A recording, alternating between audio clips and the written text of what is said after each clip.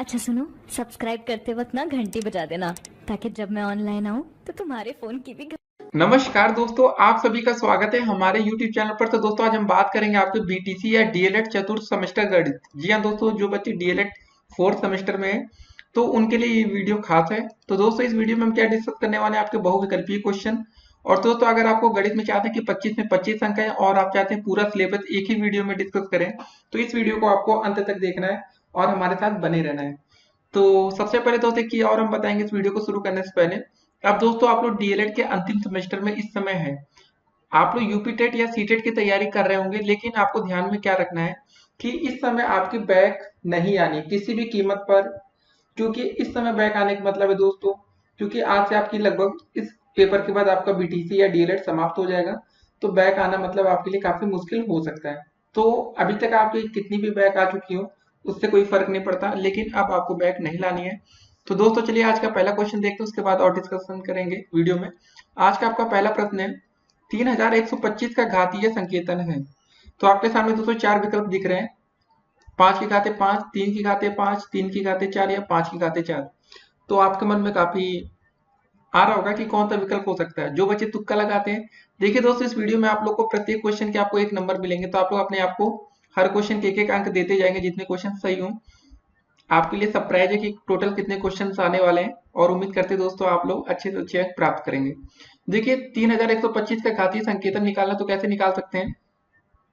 अब जिन बच्चों की मैथ काफी अच्छी हो वो तो बहुत ही अच्छी देखते तुक्का मार देंगे या लगा सकते हैं, लेकिन इसके लिए दोस्तों प्रॉपर तरीका रहेगा 3125। ठीक है दोस्तों, 5 और 3 की बात दिया गया तो मतलब 5 का फैक्टर बना लेते हैं। पहले 5 से भाग करेंगे क्या हो जाएगा, 5 अंक 30, 5 दूनी 10, 50 25। ठीक है दोस्तों, फिर 5 से भाग कर देंगे, कितनी बार जाएगा, 5 एकम 5, 5 दूनी 10, 50 25। फिर दोस्तों 5 से भाग करेंगे, 5 दूनी 10, 50 25। फिर 5 से भाग करेंगे दोस्तों, 50 25, और फिर 5 से एक बार भाग जाएगा, 5 एकम 5। तो दोस्तों टोटल गिन लीजिए 5 कितनी बार आ रहा है, 3 बार ये आ रहा है, 2 बार ये आ रहा है।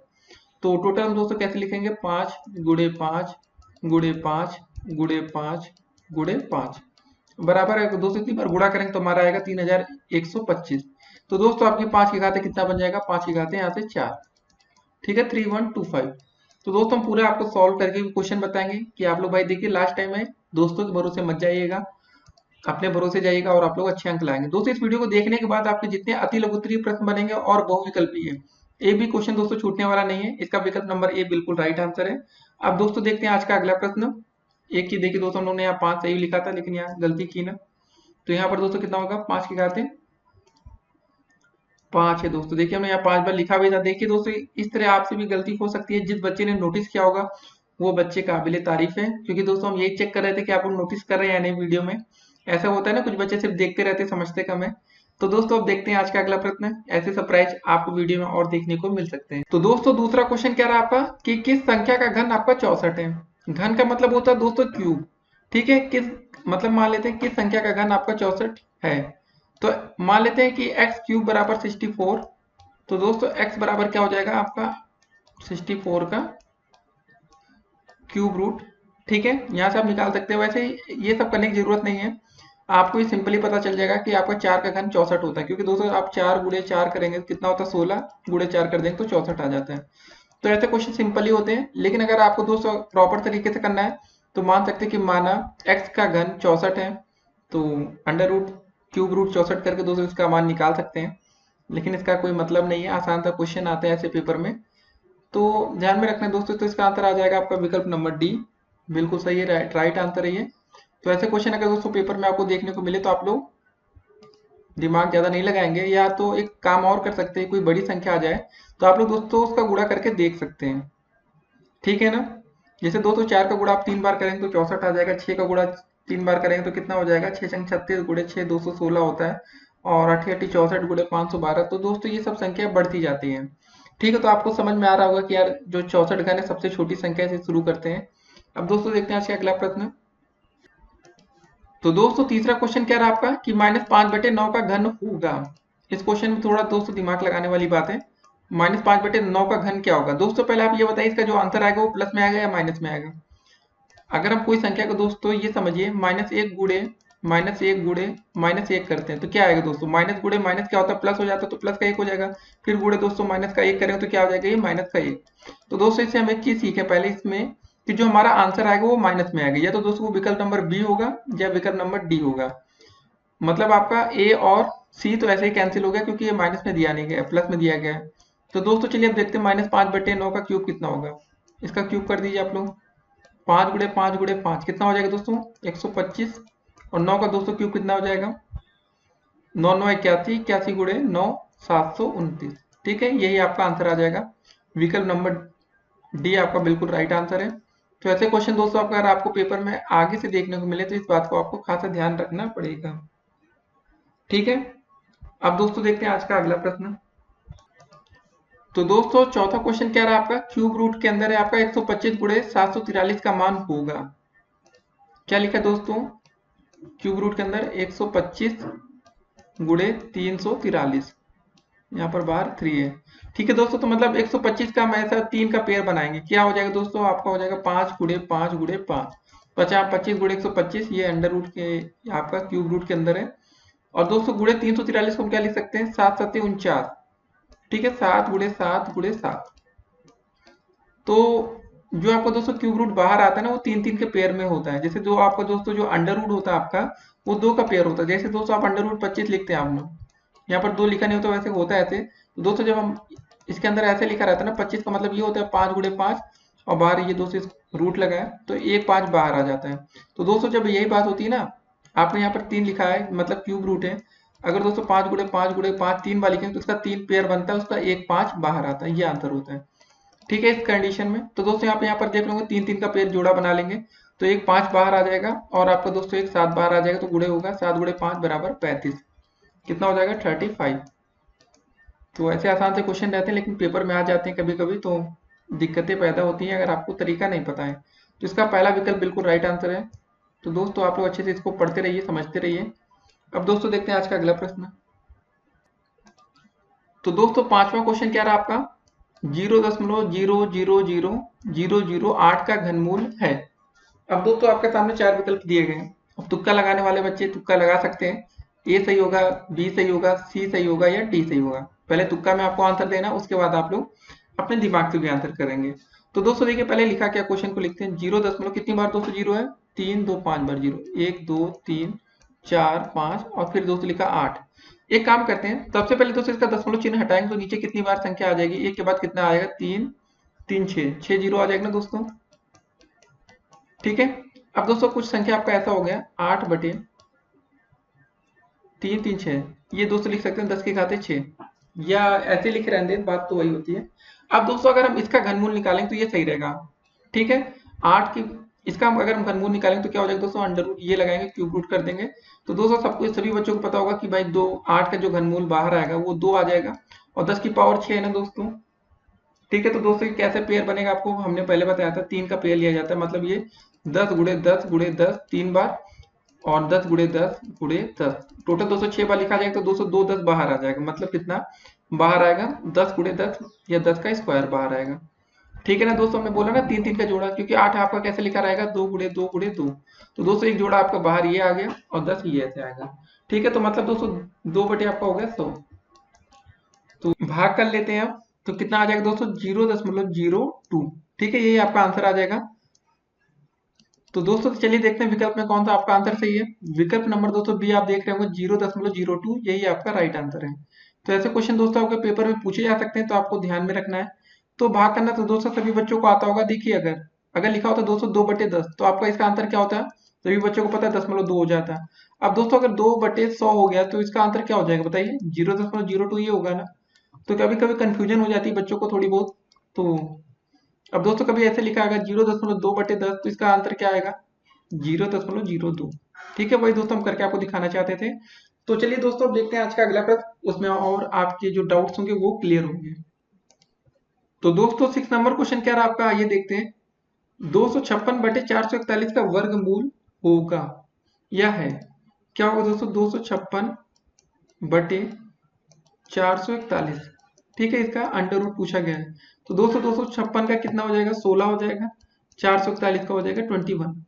16 का स्क्वायर दोस्तों होता है 16 गुणे 16 करेंगे तो आपका 256 आ जाएगा, सभी बच्चों को पता होगा। देखिए थोड़ी बहुत चीजें दोस्तों आपको 20 तक के स्क्वायर आपको पता होना चाहिए, वर्ग क्या होते हैं 20 तक के, 11 को 121 होता है, 13 को 169 होता है, तो ये सब आपको याद रखना है। 16 गुणे 16 करेंगे 256 आएगा, और 21 गुणे 21 करेंगे आपका आ जाएगा दोस्तों 441। ये सब चीजें दोस्तों आप लोग याद करके अच्छे से रट्टा मान लीजिए। ऐसे क्वेश्चन दोस्तों आपको वहां पर सॉल्व नहीं करने, खाली आपको याद होगा तो 1 सेकंड में हो जाएगा, नहीं तो आप लोग सोचते रहेंगे, समय बर्बाद करेंगे। ठीक है, इसका आंसर आपका विकल्प नंबर सी आ जाएगा। अब दोस्तों आप चाहे तो इसको फैक्टर करके भी इसका आंसर निकाल सकते हैं, लेकिन उसमें समय ज्यादा बर्बाद होगा, तो हम ऐसा नहीं कहेंगे, लेकिन फिलहाल आपको इतनी छोटी डिजिट याद होनी चाहिए, वो ज्यादा आपके लिए बेटर होगा। अब दोस्तों देखते हैं आज का अगला प्रश्न। तो दोस्तों 7वां नंबर क्वेश्चन क्या रहा आपका, 0.09 का वर्गमूल है। देखिए ऐसे क्वेश्चन में स्मार्टनेस भी आपको दिखानी पड़ेगी। 0.09 का हमें अंडर रूट निकालना है। तो सबसे पहले दोस्तों एक काम करते हैं, इसमें हम जो दशमलव चिन्ह इसको हटा लेते हैं। तो 0.09 लिखा है ना, दशमलव चिन्ह हटेगा दोस्तों तो 2 अंक पर दशमलव, तो 2 जीरो नीचे आ जाएगा। अंडर रूट में था वैसे ही हम लोग लिख देते हैं। तो दोस्तों अब आपका हो गया ये क्वेश्चन अंडर रूट 9/100। ठीक है, अंडर रूट का। तो दोस्तों अंडर रूट 9 का कितना हो जाएगा, जब बाहर आएगा तो आपका हो जाएगा 3, 3 त्रिक का 9 होता है, और 10 का स्क्वायर होता है 100, तो 3/10। तो अब दोस्तों इसका आप आंसर निकाल दे सकते हैं, 10 से भाग देंगे तो आ जाएगा ये 0.3, एक अंक पर दशमलव। ठीक है दोस्तों, तो अब देखते हैं 0.3 पहला आंसर। ठीक है, 0.3 कौन सा विकल्प है, पहला वाला विकल्प बिल्कुल इसका राइट आंसर है, इसको टिक करेंगे और दोस्तों सही का निशान लगा देंगे। तो दोस्तों ये हमारा पहला विकल्प सही है। अब दोस्तों देखते हैं आज का अगला प्रश्न। तो दोस्तों 8वां नंबर क्वेश्चन क्या रहा आपका कि 0.1 का वर्ग क्या होगा। अब दोस्तों आपको ये बताना है 0.1 का वर्ग। ठीक है, इसका स्क्वायर करेंगे तो कितना आ जाएगा, तो कर लीजिए 0.1 गुणे 0.1। तो दोस्तों गुणा करने पर आपको पता है एक ही आएगा, और दशमलव कितना, एक एक 2 अंक पर होगा। ठीक है दोस्तों, तो एक जीरो आगे लगा के यहाँ दशमलव लगा दीजिए। 0.01 आपका राइट आंसर होगा, विकल्प नंबर सी बिल्कुल सही आंसर है। देखिए क्वेश्चन देखने में आसान लगता है, लेकिन जब आप लोग पेपर टाइम आता है तो दिमाग उस समय काम नहीं करता है। तो वहां पर स्मार्टनेस क्या है दोस्तों, क्या दिखाएंगे आप, 0.1 का वर्ग। पहले आप लोग जो बोला गया क्वेश्चन में वैसा लिख लेंगे, जैसे हमने लिखा 0.1 का वर्ग, मतलब 0.1 का गुणा 2 बार होगा, 1 गुणे 1। ठीक है, तो आपका आंसर ऐसे आ जाएगा। आप लोग वहां बिल्कुल भी जल्दबाजी हड़बड़ाहट नहीं दिखाएंगे। होता क्या है, लास्ट टाइम रहता है दोस्तों, जिन बच्चों की मैथ कमजोर होती है वो बच्चे डर जाते हैं, सोचते हैं कि अगल बगल का सहारा लें, उसी में होती है दोस्तों गलतियां। अब देखते हैं आज का अगला प्रश्न। तो दोस्तों 9वां क्वेश्चन क्या रहा आपका, 0.3 का स्क्वायर का मान आपको बताना है। ठीक है, 0.3 की घाते 2 का मान आपको बताना है क्या होगा। तो बस गुणा कर लेते हैं, 0.3 गुणे 0.3। जो क्वेश्चन दोस्तों लिखा रहा है वही आपको करना है, आपको कुछ भी अलग से नहीं करना है, तो आपको परेशान नहीं होना है। 3 त्रिक का दोस्तों होता है आपका 9। देखिए दशमलव एक अंक पर यहाँ पर लगा, एक अंक पर यहाँ, तो मतलब 2 अंक पर 200 आपका दशमलव लगेगा, तो 0.09 कर देंगे, ये आपका आंसर हो जाएगा। ठीक है, और जिन बच्चों को गुणा करना अभी तक नहीं आया है, 4th सेमेस्टर में आ गए, तो आप लोग दोस्तों कमेंट करिएगा, बिल्कुल शर्माने की जरूरत नहीं है, हम आपको गुणा करना भी अलग से सिखा देंगे कि दशमलव वाले चिन्हों का गुणा कैसे करते हैं। फिलहाल दोस्तों हमारी कोशिश है आपको बिल्कुल बेसिक समझाने की, क्योंकि दोस्तों अब ये आपका अंतिम समय, अगर आपने अभी नहीं सीखा तो कभी नहीं सीख पाएंगे। ठीक है दोस्तों, तो ये क्वेश्चन फिलहाल ऐसा था। और पेपर में कभी कभी दोस्तों इसी तरह एक क्वेश्चन और आ जाता है आपका, कि अगर आपसे दोस्तों ये पूछा जाता है कि 0. जो था क्वेश्चन 0.3 का होल क्यूब पूछा जाता है दोस्तों, तो कैसे करते हैं, इसको भी देख लेते हैं इस क्वेश्चन में, कि कभी कभी दोस्तों हो सकता है कि पेपर में ऐसा क्वेश्चन आ सकता है। तो दोस्तों देखिए, इसको हम पहले 3 बार लिखेंगे ना, 0.3 गुणे 0.3 और गुणे का 0.3। सबसे पहले दोस्तों हमारा तरीका क्या होगा, पहले हम 2 का गुणा कर लेंगे, 0.3 गुणे 0.3 कितना हो जाएगा, 3 त्रिक का 9 दोस्तों, सिंपली 2 अंक पर दशमलव, तो बस एक जीरो आगे लगा के यहाँ पर, क्योंकि हमें यही दिखाना है दोस्तों कि 2 अंक पर हमें दशमलव लगाना है। अब 9 के बाद हम जीरो नहीं लगा सकते, 9 के पहले जीरो लगाना पड़ेगा। गुणे दोस्तों जैसे आप यहाँ पर देखते हैं आगे लिखा 0.3। अब दोस्तों गुणा फिर से करना है, 9 त्रिक का होता है आपका 27, लेकिन यहाँ हम एक चीज ध्यान देंगे, पहले आपको दोस्तों देखिए 2 अंक पर दशमलव और यहाँ पर 1 अंक पर, तो दोस्तों 2 + 1 होगा, 3 अंक पर दशमलव लगाना है, तो क्या 270 करके कर सकते हैं, नहीं, 227 के आगे हम दशमलव लगाएंगे तो 0.27 होगा। ठीक है, इसका आंसर ऐसे आएगा। तो ऐसे क्वेश्चन आपके पेपर में आ सकते हैं, अगर इसका होल क्यूब पूछा है तो भी आप कर लेंगे, होल स्क्वायर का दोस्तों यहाँ पर क्वेश्चन दिया तो उसको हमने देख लिया। अब दोस्तों देखते हैं आज का अगला प्रश्न, कैसा भी क्वेश्चन आएगा अब आप करने में सक्षम हो चुके हैं। तो दोस्तों 10वां क्वेश्चन क्या रहा आपका, 10 नंबर, कि शून्य का वर्गमूल क्या होता है। देखिए दोस्तों, शून्य का वर्गमूल तो शून्य ही हो जाएगा ना, जीरो का वर्गमूल जीरो ही तो होगा। हम ऐसे इसका करेंगे, कितना आंसर आएगा, जीरो आ जाएगा, सिंपल था। तो ऐसे क्वेश्चन तो सिंपल से ही होते हैं, आपको ज्यादा दिमाग दौड़ाना नहीं, यहाँ पर वर्ग ये सब करके दिखाया गया है। ठीक है, तो आपका राइट आंसर हो जाएगा विकल्प नंबर बिल्कुल डी, ये आपका बिल्कुल सही आंसर है। ऐसे क्वेश्चन आपको पेपर में आके सरप्राइज कर सकते हैं। अब दोस्तों देखेंगे आज का अगला प्रश्न। दोस्तों तो 11 नंबर क्वेश्चन कह रहा है आपका कि 6 अंकों की छोटी से छोटी पूर्ण संख्या क्या होगी, आपको बताना है। तो आपके सामने 4 विकल्प दिए गए हैं दोस्तों, पहले आप लोग तुक्का लगा सकते हैं, पहला विकल्प, दूसरा विकल्प, तीसरा और चौथा। तो आप लोग दोस्तों अपने कमेंट कर सकते हैं कि कौन सा विकल्प सही होगा, उसके बाद दोस्तों हम इसका आंसर सही बताते हैं आपको। सबसे पहले दोस्तों 6 अंकों की छोटी से छोटी संख्या क्या होगी, पहले 1 लिख लीजिए, 5 बार 0 लिख लीजिए। ठीक है दोस्तों, 6 अंकों की छोटी से छोटी संख्या आपके स्क्रीन पर शो हो रही है, ये है। ठीक है, अब दोस्तों हमें बताना है कि पूर्ण संख्या क्या होगी, पूर्ण वर्ग या जो भी होता है क्या होगी। तो सबसे पहले दोस्तों एक काम करते हैं, हम इसी का अंडर रूट निकाल लेते हैं, कितना आता है। अगर करेंगे दोस्तों, कितना है, 10 की 3 2 5, दोस्तों टोटल 5 जीरो ना, तो 10 की घात ये 5 हो जाएगा। तो 10 की घात दोस्तों हम 5 को क्या लिख सकते हैं, 10 की घात 4 गुणे 10 की घात 1। तो दोस्तों जब 10 की घात 4 बाहर आएगा ब्रैकेट, तो बचेगा कितना, 10 की घात 2 बचेगा, अंडर रूट में 10 रहेगा। तो दोस्तों ये कितना हो जाएगा, 100। और अंडर रूट 10 की वैल्यू होती है 3.16 करके समथिंग आती है, आगे भी रहती है। तो दोस्तों ये लगभग आपका 316 आ जाएगा, लगभग में रहेगा। ठीक है, तो दोस्तों 316 तो होगा नहीं, क्योंकि ये होगा नहीं अंडर रूट। तो अगर हम 317 का वर्ग निकाल देंगे दोस्तों, तो वही आपका राइट आंसर होगा। 316 नहीं होगा, 317, यही आपकी दोस्तों 6 अंकों की छोटी से छोटी पूर्ण वर्ग संख्या होगी। तो 317 गुणे 317 कर लेते हैं, 317 गुणे 317, गुणा करिए जल्दी से, 7 सत्ते 49 का 9, 7 एकम 7 4 11, 7 1 21, 1 22। ठीक है दोस्तों, अब 1 से गुणा हो जाएगा, 1 सत्ते 7, 1 एकम 1, 1 एकम 3। ठीक है, 1 या 3 मतलब 3 सत्ते 21, 3 एकम 3 2 5, 3 त्रिका 9। अब दोस्तों इसको जोड़ना है बस आपको, 9 आ गया, 7 1 8 हो जाएगा दोस्तों, 2 1 3 1 4 हो जाएगा यहाँ पर, 5 3 8 2 10, 9 1 10, 100 489। तो दोस्तों आपके सामने जो विकल्प नंबर डी आपको दिख रहा है दोस्तों, ये बिल्कुल राइट आंसर है। इसका सही आंसर क्या हो जाएगा आपका दोस्तों, 1,04,89। अब दोस्तों देखते हैं आज का अगला प्रश्न। देखिए कि और दोस्तों अगर ये क्वेश्चन आपको समझ में ना आए तो आप लोग कमेंट कर सकते हैं। कभी देखिए ऐसे क्वेश्चन पेपर में आते हैं, ठीक है ना, 6 अंकों की छोटी से छोटी पूर्ण संख्या है, कभी कभी बड़ी से बड़ी पूर्ण संख्या पूछ सकता है। तो बड़ी में क्या रखेंगे दोस्तों, 6 बार 9 लिख दीजिए, उसी के आसपास दोस्तों जो भी अंडर रूट निकालेंगे वही आपका आंसर आ जाएगा। तो इस तरह आपको समझना होगा। अब दोस्तों देखते हैं आज का अगला प्रश्न। तो दोस्तों देखिए 12 नंबर पे क्वेश्चन मिलता जुलता है पिछले क्वेश्चन से, कि 5 अंकों की हमें बड़ी से बड़ी पूर्ण संख्या क्या होगी ये बताना है। सबसे पहले दोस्तों हम लिखेंगे 5 अंकों की बड़ी से बड़ी संख्या कितनी हो जाएगी, 3 4, 5 अंकों की दोस्तों बड़ी से बड़ी संख्या आपकी स्क्रीन पर ये शो हो रही है। इससे बड़ी कोई संख्या तो होगी नहीं 5 अंकों की। एक काम करते हैं, हम 6 अंकों की दोस्तों एक सबसे छोटी से छोटी संख्या लिख लेते हैं। कितने अंकों की, 6 अंकों की, 3 हो गए ना, 3 0 4 5। तो दोस्तों ये 10 की घात 5, इसको ऐसे लिख सकते हैं ना, जैसे भी हमने लास्ट क्वेश्चन किया था, मतलब आपका आया था 316 दोस्तों समथिंग आया था। ठीक है, तो मतलब अगर हम 315 का वर्ग निकाल दें या 316 का दोस्तों वर्ग निकालेंगे, वही तो आपका होगा ना, 5 अंकों की बड़ी से बड़ी संख्या होगा। ठीक है, 6 अंकों में 317 आ गया था, तो 5 अंकों में 316 आ जाएगा। तो 316 गुणे 316 कर लेते हैं। ठीक है, ये समझ में ना आ रहा तो अभी आपको अच्छे से हम समझाते हैं। 6 छंग 36 का 6, 6 कम 6 3 9, 6 त्रिक का 18, फिर दोस्तों एक कट्टम, 1 छक्का 6, 1 एक कम 1, 1 तिहाई 3, फिर दोस्तों 3 से गुणा हो जाएगा, 3 छंगा 18 का 8, 3 एक कम 3, 1 4, 3 त्रिक का 9। ठीक है दोस्तों, यहाँ आ जाएगा 6 9 6 15, 8 8 16, 1 17 और 1 18 आ जाएगा दोस्तों, 4 3 7 8 1 9, ये दोस्तों 9, 99 856।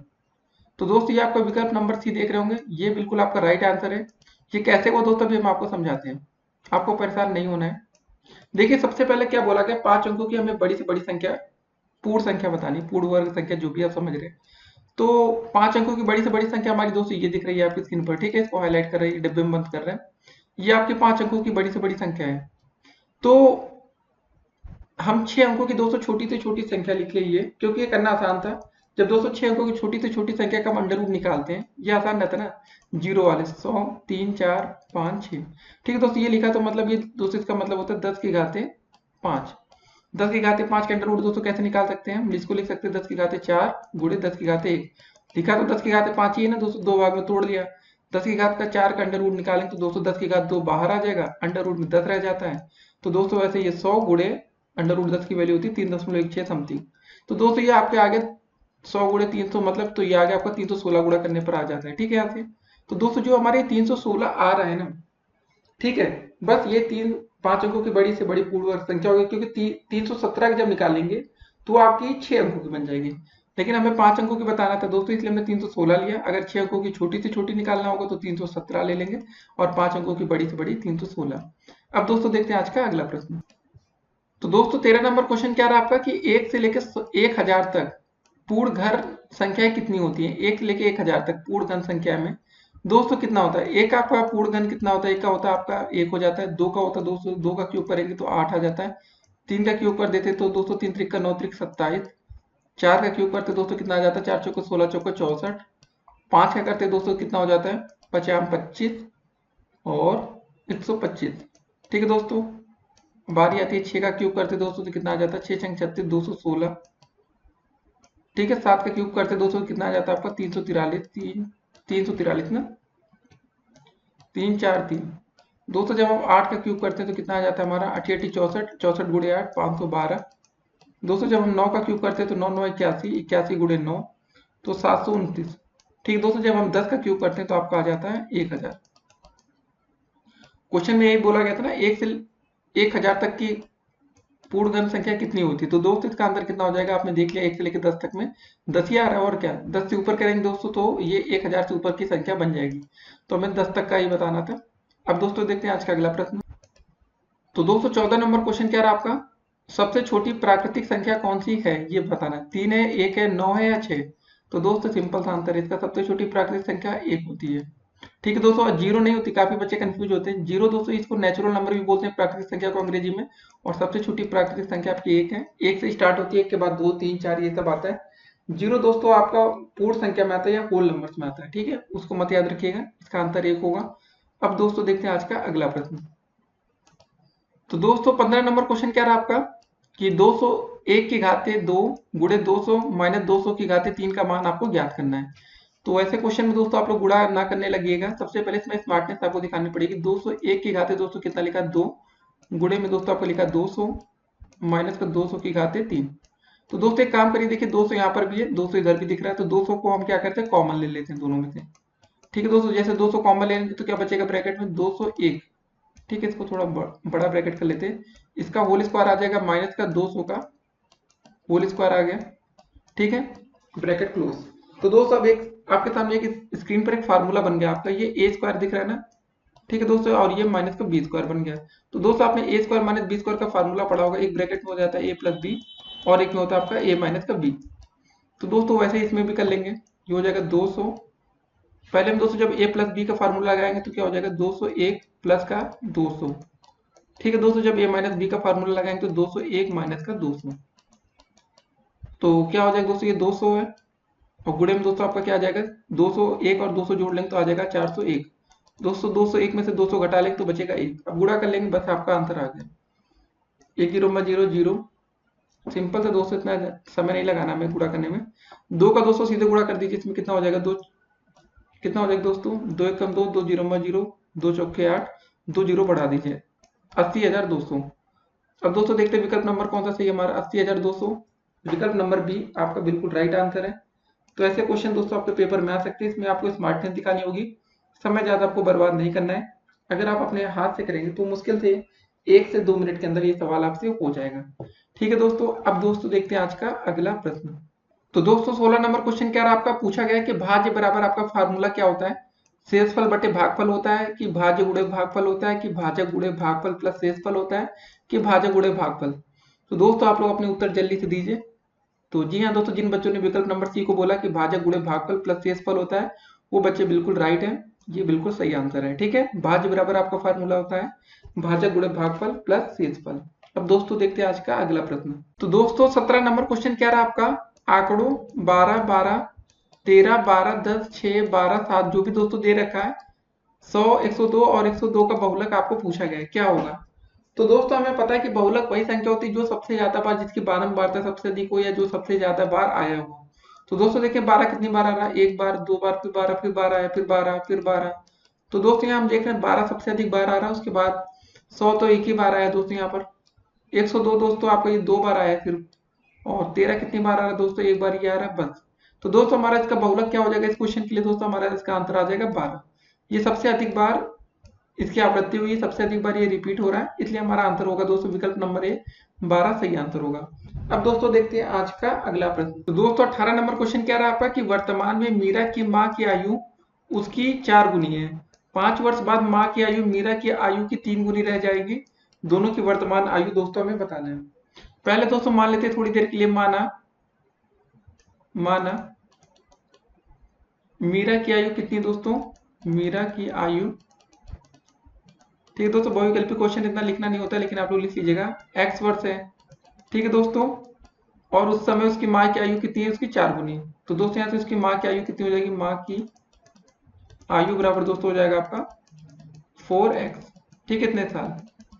अब दोस्तों बोला गया कि 5 साल बाद, ठीक है दोस्तों, 5 साल बाद मीरा की आयु में 5 साल और जोड़ दीजिए दोनों में, और माँ की आयु में भी 5 साल आप जोड़ दीजिए, ठीक है। मीरा की आयु मतलब 5 साल बाद माँ की आयु उसकी मीरा की आयु की 3 गुनी रह जाएगी। जो दोस्तों माँ की आयु है ना, ये मीरा की आयु की कितनी 3 गुनी रह जाएगी। तो दोनों की वर्तमान आयु बतानी, तो दोस्तों इसको सॉल्व कर लेंगे तो ये हो जाएगा 3x प्लस का 15 बराबर आपका है 4x प्लस का 5 ही रहेगा। तो दोस्तों यहाँ से 3x इस साइड ले आएंगे तो कितना हो जाएगा x, और 5 इधर ले आएंगे तो बचेगा 10। तो दोस्तों 15 माइनस 5 हो जाएगा ये, और दोस्तों 3x इधर आएगा, 4x माइनस 3x। तो दोस्तों यहाँ से आ जाएगा 10 और x की वैल्यू 10 आ गई। तो दोस्तों x बराबर कितना है, मतलब मीरा है, तो दोस्तों आपका x बराबर आ गया 10 वर्ष। मतलब मीरा की आयु दोस्तों हमने x वर्ष मानी थी ना, यहाँ पर देखिए माना मीरा की आयु हमारी कितनी थी, x वर्ष थी। तो दोस्तों माँ की आयु कितनी हो जाएगी, माँ की आयु दोस्तों हमने कितनी मानी थी, 4x मानी है ना, तो 4 गुणे 10 कर देंगे दोस्तों, हमारा कितना आ जाएगा 40 वर्ष। यहाँ पर दोस्तों लिख लीजिएगा मीरा की आयु, मीरा, ठीक है, मीरा समझ जाएंगे आप लोग, 10 और 40 दोस्तों, मीरा की आयु 10 वर्ष है और माँ की आयु कितनी है आपकी 40 वर्ष है। तो दोस्तों ऐसे क्वेश्चन आपके पेपर में आते हैं तो आपको ध्यान में रखना है कि अगर आयु से संबंधित कोई क्वेश्चन आएगा तो आप कैसे करेंगे। आसान प्रश्न था, जो बोलता जाए प्रश्न खाली आपको वही लिखते जाना है और कुछ भी अपनी तरफ से नहीं करना है। अब दोस्तों देखते हैं आज का अगला प्रश्न। तो दोस्तों 19 नंबर क्वेश्चन क्या रहा आपका कि किसी युगपत समीकरण को हल करने में कितनी विधियों की सहायता ली जा सकती है। तो दोस्तों इसका आंसर बताइए आप लोग क्या होगा, सोचिए जल्दी से। और जिन बच्चों ने बताया कि किसी युगपत समीकरण को हल करने के लिए 2 विधियों का सहारा लिया जा सकता है, वो बच्चे बिल्कुल राइट है, ठीक है, इसका आंसर होगा दोस्तों विकल्प नंबर सी। अब दोस्तों देखते हैं आज का अगला प्रश्न। तो दोस्तों 20 नंबर क्वेश्चन क्या रहा आपका, यदि किसी भिन्न के अंश और हर में क्रमशः 1 घटा दे तो नई भिन्न का मान आपका 1/5 हो जाता है, और यदि उनके अंश और हर में 1 जोड़ देते तो नई भिन्न का मान 1/3 हो जाता है, तो वह भिन्न होगी, आपको ये बताना है। आपके सामने 4 विकल्प दिए गए दोस्तों, आप लोग अपना उत्तर गेस कर सकते हैं, तब तक तुक्का मारिए और हम क्वेश्चन को सॉल्व करते हैं। ठीक है, पहले बोला गया दोस्तों अंश और हर में हमें 1 घटाना है। दोस्तों मान लेते किसी भिन्न का अंश है x और हर है आपका y, ठीक है दोस्तों, अंश में 1 घटा देते हैं x-1 और y में भी दोस्तों हम 1 घटा देते हैं, तो आपका क्या हो जाता है, नई भिन्न का मान 1/5, और इसको समीकरण 1 मान लेते हैं। ये थोड़ा और काम करते हैं दोस्तों, त्रिज्या गुणा कर लेते हैं, तो कितना हो जाएगा यहाँ पर 5x-1 बराबर दोस्तों हो जाएगा 1 इंटू वाई माइनस का 1। कितना हो जाएगा दोस्तों सॉल्व करने को, 5x माइनस का 5 बराबर y माइनस का 1, y अच्छे से लिखते हैं। अब दोस्तों ये हो जाएगा 5x, दोस्तों y इधर आ जाएगा तो कितना हो जाएगा माइनस का y, और दोस्तों यहाँ -1 प्लस का 5 इधर चला जाएगा, तो आपका हो जाएगा 5y माइनस का y बराबर 4। ठीक है दोस्तों, अब इसको समीकरण 1 मानते हैं अच्छे से, ये वाला समीकरण 1 अभी नहीं माना है। उसके बाद दोस्तों बोला गया यदि उनके अंश और हर में क्रमशः 1 जोड़ देते तो नई भिन्न का मान 1/3 हो जाता है। उनके अंश में मतलब दोस्तों x में 1 जोड़ते हैं और हर में भी दोस्तों हम लोग 1 जोड़ देते हैं, तो नई भिन्न का मान 1/3 हो जाता है। इसको त्रिज्या गुणा कर लेंगे दोस्तों, कितना हो जाएगा 3x प्लस का 1 बराबर दोस्तों 1 तो गुणा हो जाएगा आपका y प्लस का 1। ठीक है, कितना आ जाएगा यहाँ पर दोस्तों 3x प्लस का 3 बराबर दोस्तों आपको यहाँ पर आ जाएगा y प्लस का 1। तो दोस्तों y को इधर ले आते हैं, कितना हो जाएगा 3x माइनस का y बराबर दोस्तों 1 माइनस का 3 हो जाएगा, या 3x माइनस का y बराबर का माइनस का 2। दोस्तों ये आपका समीकरण नंबर 2 हो जाएगा। ठीक है, फर्स्ट ऊपर मान लिया, सेकंड ये। अब दोस्तों इसको सॉल्व कर लेते हैं। समीकरण 1 कितना था 5y माइनस ये दोस्तों 5x होगा ना यहाँ पर, इसको थोड़ा आप लोग दोस्तों ध्यान दिया करिए। आप लोग को भी दोस्तों हम चेक करते रहते हैं कि आप लोग ध्यान दे रहे हैं या नहीं क्वेश्चन में, जैसा कि हमने पहले बोला था। तो दोस्तों आप क्या करेंगे इस क्वेश्चन में, चलिए दोस्तों लिख लेते हैं पहले दोनों समीकरण को। पहला समीकरण आपका 5x माइनस का वाई बराबर 4, ठीक है, ये समीकरण नंबर 1 है। दूसरा समीकरण कितना है दोस्तों, आपका 3x माइनस का वाई बराबर माइनस का 2। इसको समीकरण को आप सॉल्व कर लीजिए। समीकरण में दोस्तों घटाने पर माइनस यहाँ प्लस हो जाएगा, यहाँ माइनस माइनस प्लस होगा, ठीक है, ये कट जाएगा। यहाँ कितना बचेगा दोस्तों, आपको 2x बचेगा बराबर आपका 6 आ जाएगा। तो दोस्तों x बराबर आ जाएगा 6/2, 2 1 कम 2, 2 3 6 बराबर 3, ठीक है दोस्तों। तो हमारा x का मान आएगा 3। ये पहला आंसर हो गया, हमारा x का मान पता चल चुका है, मतलब अंश का मान पता चल चुका है। और दोस्तों हमारा विकल्प भी क्लियर होना शुरू हो जाएगा। या तो आंसर आपको दोस्तों बी विकल्प होगा या तो डी विकल्प होगा। अब हर का मान दोस्तों में निकालना है किसी भी समीकरण में दोस्तों। जी हाँ दोस्तों, जैसे समीकरण 1 और 2 माने थे हम लोग। चलिए यहाँ पर समीकरण 1 में ही x का मान हमें कितना रखना है, 3 रखना है। तो दोस्तों यहाँ x के कितना रखेंगे, 3 रख देंगे। तो कितना हो जाएगा 5 गुणे 3 माइनस का वाई बराबर 4, 5 या 15 माइनस का वाई बराबर दोस्तों हो जाएगा आपका 4, माइनस का वाई उधर जाएगा, कितना हो जाएगा प्लस का 15 माइनस 4 इधर आएगा, वाई इधर जाएगा। तो दोस्तों वाई बराबर आपका आ गया 11। अंत और हमारा दोस्तों हमें पता चल चुका है, वाई 11 होगा, मतलब अंश दोस्तों आपका कितना है, x है, y कितना है, हर है, ठीक है। ये y है नीचे ना, x की जगह 3, हर की जगह दोस्तों आप लोग y की जगह 11 रखेंगे। तो हमारा आंसर कितना आ जाएगा, 3/11। तो दोस्तों हमारा राइट आंसर है विकल्प नंबर डी, बिल्कुल सही आंसर है। अब दोस्तों देखते हैं आज का अगला प्रश्न। एक बात और दोस्तों, अगर आप लोग चाहते हैं कि हमसे व्हाट्सएप पर जुड़ना चाहते हैं तो दोस्तों आप लोग हमें मैसेज कर सकते हैं। हमारा व्हाट्सएप नंबर है 8738079216। तो दोस्तों वहाँ आपको मैथ की सारी वीडियोस मिल जाएगी। तो फिर से लिख लीजिए 8738079216। अब दोस्तों देखते हैं आज का अगला प्रश्न। दोस्तों तो 21 नंबर क्वेश्चन कह रहा है आपका कि विद्यालय की बास्केटबॉल टीम द्वारा 10 मैचों में प्राप्त अंक निम्नलिखित हैं, ठीक है। तो क्या क्या दोस्तों है, 10 12 8 9 जो भी है दोस्तों, मैच के अंकों की हमें माध्यिका बतानी है। तो माध्यिका निकालने के लिए दोस्तों हम सबसे पहले क्या करते हैं, जो भी हमें डेटा दिया गया था, जैसे दोस्तों ये दिया गया संख्या, इसको या तो हम अवरोही क्रम में लिखें या तो आरोही क्रम में लिखें। सबसे पहले दोस्तों इसको हम आरोही में लिख लेते हैं। आरोही का मतलब होता है दोस्तों बढ़ता हुआ क्रम। सबसे छोटी संख्या यहाँ पर क्या दिख रही है दोस्तों, 8 9 है ना, 8 फिर 9 फिर दोस्तों क्या है, देखिए रिपीट तो नहीं हो रही है, 8 9 नहीं हो रही है। उसके बाद दोस्तों हमारा आता है 10, 10 कितनी बार लिखा है, 1 2 बार दोस्तों 10 10 लिखा है, ठीक है, 10 10।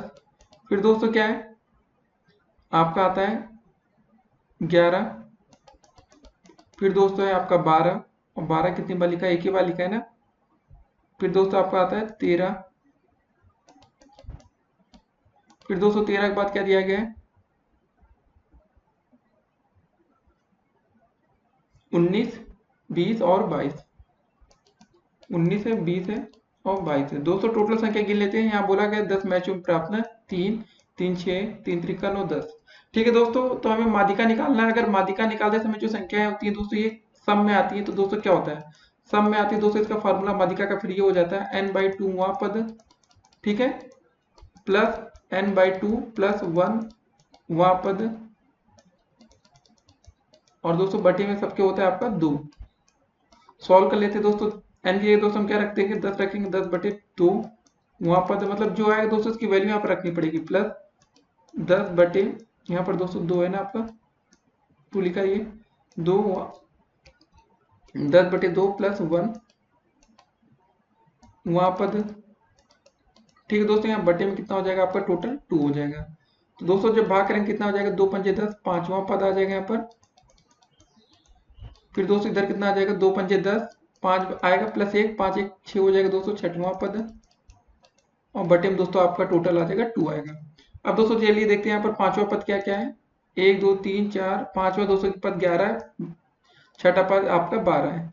दोस्तों जोड़ लेंगे 11 प्लस 12 कितना हो जाएगा आपका, 11 प्लस 12/2, 12 2 1 3 आ जाएगा दोस्तों, और 1 1 2 आएगा ना, कितना आ जाएगा 23/2। और दोस्तों जब भाग करेंगे कितनी बार जाएगा, 2 1 कम 2, 2 1 कम 2, 2 पंजे 10। तो इसका आंसर दोस्तों आपका आ जाएगा 11.5, यही आपका राइट आंसर होगा। चलिए विकल्प में देखते हैं 11.5 दिया है या नहीं। तो दोस्तों आपके विकल्प में दे रखा है डी विकल्प 11.5, ये आपका बिल्कुल सही आंसर है। तो ऐसे क्वेश्चन आपके पेपर में आ सकते हैं माध्यिका से संबंधित, लेकिन दोस्तों याद रखना है जब भी आप माध्यिका निकालें तो आप इसको आरोही या अवरोही क्रम में लिखना ना भूले, या तो बढ़ता हुआ क्रम या तो घटता हुआ क्रम। दोस्तों अगर हम आरोही क्रम में ना लिखते तो दोस्तों देखिए यहाँ पर हमें पांचवा पद और छठवां पद बताना था। तो दोस्तों हम यहाँ पर पांचवा पद क्या लेते, पांचवा तो चलिए हमारा 11 आ जाता, लेकिन छठा पद हमारा 19 हो जाता, तो दोस्तों हमारा प्रश्न गलत होता। तो ये पहला स्टेज है दोस्तों, अगर आप इसको आरोही या अवरोही क्रम में नहीं लिखें तो आपका क्वेश्चन गलत होना श्योर है। अब दोस्तों देखते हैं आज का अगला प्रश्न। तो दोस्तों 22 नंबर क्वेश्चन क्या रहा आपका कि किसी चक्रीय चतुर्भुज के सम्मुख कोण होते हैं, पूरक होते हैं कि समपूरक होते हैं कि न्यून होते हैं कि अधिक कोण होते हैं, ये आपको बताना है। तो दोस्तों चक्रीय चतुर्भुज के सम्मुख कोण आपके समपूरक होते हैं, ठीक है। इस विकल्प को हम टिक करेंगे, बी विकल्प आपका बिल्कुल राइट आंसर है। अब दोस्तों देखते हैं आज का अगला प्रश्न। तो दोस्तों 23 नंबर क्वेश्चन क्या रहा आपका कि चक्रीय चतुर्भुज के सम्मुख कोणों का योग कितना होता है, ये आपको बताना है। तो दोस्तों इसका सिंपल सा आंसर है 180 अंश। चक्रीय चतुर्भुज के सम्मुख कोण जो होते हैं उनका योग होता है आपका 180 अंश। तो दोस्तों हमारा विकल्प नंबर बी बिल्कुल राइट आंसर है। अब दोस्तों देखते हैं आज का अगला प्रश्न। तो दोस्तों 24 नंबर क्वेश्चन क्या रहा आपका कि चक्रीय चतुर्भुज के चक्रीय बिंदु वृत्त पर होते हैं, कितने वृत्त पर होते हैं, एक होते हैं, दो होते हैं, तीन होते हैं कि चार। देखिए दोस्तों चतुर्भुज आपका तभी बनेगा जब आपके चारों बिंदु वृत्त पर होंगे ना, तभी तो दोस्तों ये चक्रीय चतुर्भुज कहलाएगा। चतुर्भुज में मतलब चारों दोस्तों जब तक बिंदु आपके वृत्त पर टच नहीं होंगे अलग अलग जगह, तब तक आपका ये चक्रीय चतुर्भुज नहीं बन पाएगा, ठीक है। तो दोस्तों चक्रीय चतुर्भुज के चक्रीय बिंदु वृत्त पर कितने होते हैं, टोटल होते हैं आपके 4। विकल्प नंबर डी बिल्कुल राइट आंसर है। अब दोस्तों देखते हैं आज का अगला प्रश्न। तो दोस्तों 25 नंबर क्वेश्चन क्या रहा आपका कि किसने कहा है सांख्यिकीय अनुमानों तथा संभावनाओं का विज्ञान होता है। आपके सामने 4 विकल्प है, कैंडल, किंग, पुडिंगटन या इंग्लिश तथा इंग्लिश। तो आप लोग सोचिए दोस्तों और अपना तुक्का लगाइए, अगर आपको पता है तो अच्छी बात है। तो दोस्तों इसका सही आंसर है आपका विकल्प नंबर सी, ठीक है, बोलिंगटन। तो अगर आपने ये तुक्का लगाया तो अच्छी बात है, क्योंकि पेपर में भी दोस्तों आप लोग तुक्का या गेस तो लगाते ही हैं, चाहे यूपी टेट का पेपर हो, सी टेट का हो। अब क्वेश्चन नहीं आता तो दोस्तों खाली छोड़ने से अच्छा है कि कुछ ना कुछ अपनी किस्मत आजमा कर देख ली जाए। अब दोस्तों देखते हैं आज का अगला प्रश्न। तो दोस्तों 26 नंबर क्वेश्चन क्या रहा आपका कि अंक वितरण में सबसे बड़े अंक और सबसे छोटे अंक को कहते हैं, क्या बोलते हैं दोस्तों, आप सोचिए। आप लोग प्रसार बोलते हैं कि वर्गांतर बोलते हैं कि आवृत्ति बोलते हैं कि उपयुक्त सभी। आप लोग सोचिए दोस्तों, इसका आंसर दीजिए जल्दी से। तो जिन बच्चों ने प्रसार सोचा होगा उस बच्चों का आंसर बिल्कुल राइट आंसर है, ठीक है। इसका सही आंसर होगा दोस्तों आपका प्रसार। अब दोस्तों देखते हैं आज का अगला प्रश्न। तो दोस्तों 27 नंबर क्वेश्चन क्या रहा आपका, केंद्रीय प्रवृत्ति के माप है, मध्यमान, मध्यांक, बहुलांक या उपयुक्त सभी। तो आप लोग दोस्तों अपना आंसर सोचिए और कमेंट करिए जल्दी से। तो जिन बच्चों ने दोस्तों इसका आंसर सोचा है कि उपयुक्त सभी होगा, वो बच्चे यहाँ पर बिल्कुल इस समय इस क्वेश्चन के लिए राइट है, सही जवाब। अब दोस्तों देखते हैं आज का अगला प्रश्न। तो दोस्तों 28 नंबर क्वेश्चन क्या रहा आपका कि गुणात्मक वर्गीकरण में वर्गों का जो निर्माण होता है वो किसके आधार पर होता है। दोस्तों 4 विकल्प आपके सामने, वितरण के आधार पर, गुणों के आधार पर, मात्रा के आधार पर या उपयुक्त सभी। तो आप लोग दोस्तों अपना आंसर सोचिए जल्दी से और कमेंट करिए। तो जिन बच्चों ने इसका आंसर सोचा कि इसका आंसर होगा गुणों के आधार पर, वो बच्चे बिल्कुल यहाँ पर सही हैं। जिसका राइट आंसर दोस्तों क्या होगा, विकल्प नंबर बी, गुणों के आधार पर। अब दोस्तों देखते हैं आज का अगला प्रश्न। तो दोस्तों 29 नंबर क्वेश्चन क्या रहा आपका कि मध्यमान का प्रत्यक्ष विधि सूत्र है, ये आपको बताना है। तो आपके सामने दोस्तों 4 विकल्प दिख रहे हैं। ए विकल्प है m बराबर सिग्मा एफ एक्स स्क्वायर बटे एन, बी है sigma x upon n, C विकल्प है m बराबर sigma x square by n, D विकल्प है दोस्तों m बराबर sigma f x square by n. तो आप लोग दोस्तों अपना आंसर सोचिए और कमेंट करके बताइए। तो दोस्तों इसका हम राइट आंसर बताते हैं। तो जिन बच्चों ने सोचा कि m बराबर होगा, क्या सोचा दोस्तों आप लोग ने, सिग्मा x बटे n, वो बच्चे दोस्तों बिल्कुल राइट है। मतलब इसका विकल्प नंबर बी आपका बिल्कुल राइट आंसर है। जिन बच्चों ने ये सोचा है इसका आंसर ये होगा। तो दोस्तों अभी इससे रिलेटेड आपको एक क्वेश्चन भी बताया जाएगा, तो इसके लिए आपको परेशान नहीं होना है। अब दोस्तों देखते हैं आज का अगला प्रश्न।